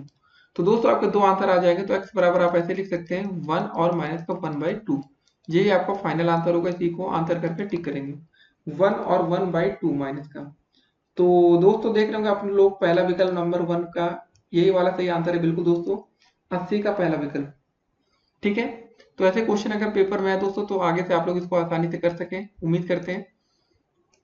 तो गुणनखंड का क्वेश्चन था दोस्तों, तो गुणनखंड करना कुछ बच्चों के लिए मुश्किल होता है, कुछ बच्चों के लिए आसान होता है। उम्मीद करते हैं दोस्तों आपको समझ में आया होगा और आप लोग पूरी कोशिश करेंगे। अब दोस्तों देखते हैं आज का अगला प्रश्न। तो दोस्तों 81 नंबर क्वेश्चन क्या रहा आपका, ये देखते हैं। संख्या 14,641 के वर्गमूल में अंकों की संख्या पूछी गई है। तो दोस्तों पहले हम आपको एक सिंपल सा क्वेश्चन बता देते हैं। अगर दोस्तों 100 का वर्गमूल हम निकालते हैं तो कितना आ जाता है दोस्तों, 100 का वर्गमूल निकालने पर आपका आंसर आता है 10। तो दोस्तों इसमें 10 में अंकों की संख्या कितनी हो जाएगी, इसका आंसर हो जाएगा 2। ठीक है, वैसे दोस्तों बोला गया आपका 14,641 का वर्गमूल दोस्तों निकालना पहले, तो कितना आ जाएगा दोस्तों, वर्गमूल निकाल लेंगे तो दोस्तों 14,641 फिलहाल आपका 121 का वर्गमूल होता है। ठीक है दोस्तों, और इसमें अंकों की संख्या कितनी हो जाएगी, कितने अंक गिन लीजिए, 1 2 3। तो दोस्तों आपको अंकों की संख्या आ जाएगा 3, यही आपका आंसर हो जाएगा। अब दोस्तों आपके मन में एक सवाल आ रहा होगा, यार कैसे याद करेंगे कि अब ये आंसर कैसे आएगा। तो दोस्तों आपको देखिए थोड़ा बहुत गेस करना पड़ेगा, क्योंकि अब तो कोई तरीका हो नहीं सकता दोस्तों, या तो आप लोग इसके फैक्टर करने की कोशिश करिए जिसमें आपका काफी समय लग जाएगा। तो दोस्तों अगर आप लोग ऐसे चाहें तो एक और काम कर सकते हैं, 14,641 ना, इसके आप फैक्टर करिए। पहले अगर दोस्तों आप 11 से भाग करें तो कितनी बार जाएगा, 11 एकम 11।